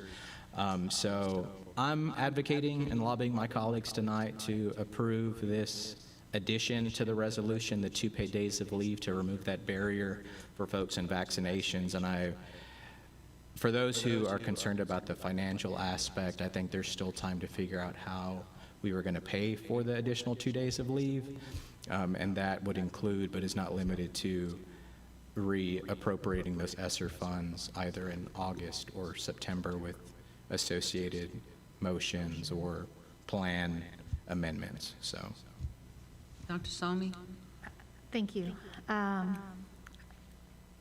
While I don't know, part of my hesitation to approving this is that I don't know what the possible impact on the budget would be. And so approving something without knowing that information is something I'm not completely comfortable with. That is also, I want to also recognize that 2 additional days off are a part of an incentive for lots of people. However, in my position, I have 10 days off. So a 10 days off is a fairly standard professional expectation. I don't know if it would be possible under HIPAA guidelines to identify specific employees who got the vaccination as an incentive and provide this to them. And And that is something that I would be open to. But if we're already at 75% of our staff vaccinated, then that's going to be a small number, and I would be open to it. But at this time, I think that, from my perspective, the additional days off as an incentive provides another expense that I want to be more fiscally responsible. And so while I voted for the stipend, I don't think that I would support this. So are you saying you're not ready to vote this month on it, and that you'd rather wait and have some more information for next month? Or you're If just there not was more ready? information next month for a plan that would only include those newly vaccinated, I would be open to it. If that is legal under HIPAA guidance. Okay. Where's Ms. Halsey on this? Has she had a comment? Her last comment was the second, Trustee Redistricting. So right now, we have a motion on the floor that was made by Mr. Redondo and seconded by Ms. Halsey for the 2 additional days of sick leave. Of leave, sorry, just to clarify, of leave, not sick. Of leave. Yeah. 2 days of leave to be added to all employees who have been vaccinated. Or who are vaccinated under this program, Who have been vaccinated in the past and who will be vaccinated. as reflected in the language provided by our legal counsel. Yes, ma'am. So that's the current motion. Are we ready for the vote? All in favor, raise your hand. 1, 2. House, and Ms. Halsey's 3. Okay, so it did not pass. All opposed? 1, 2, 3, 4. So it's 4-3, did not pass. Last item before closed session, consider approval of budget amendments.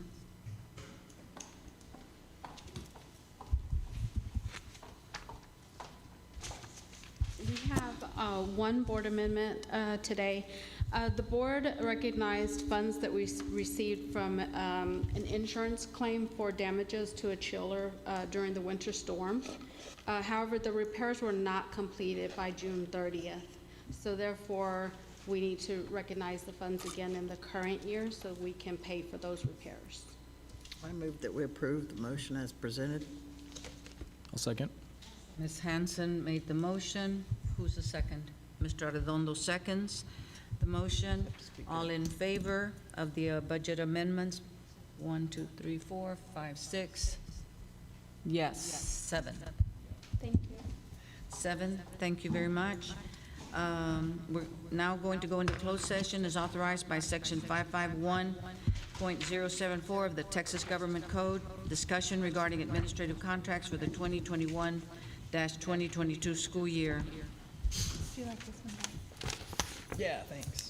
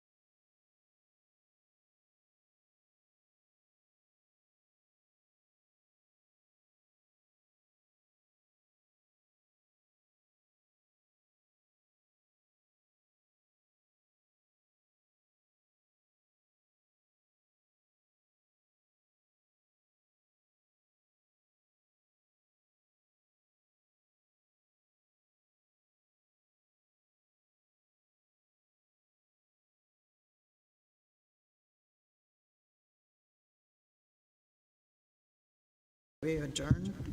Second the motion. Ms. Hanson has moved that we adjourn. Ms. Villapando has seconded. All in favor? Show of raise of hands. Is Ms. Halsey voting? Anybody? Check. She was in a different meeting. Yeah. Does she agree? She's trying to get back. She's still in the other room in executive session. Well, we're going to adjourn 6 and pending on 1. Thank you all very much. Thank you. You.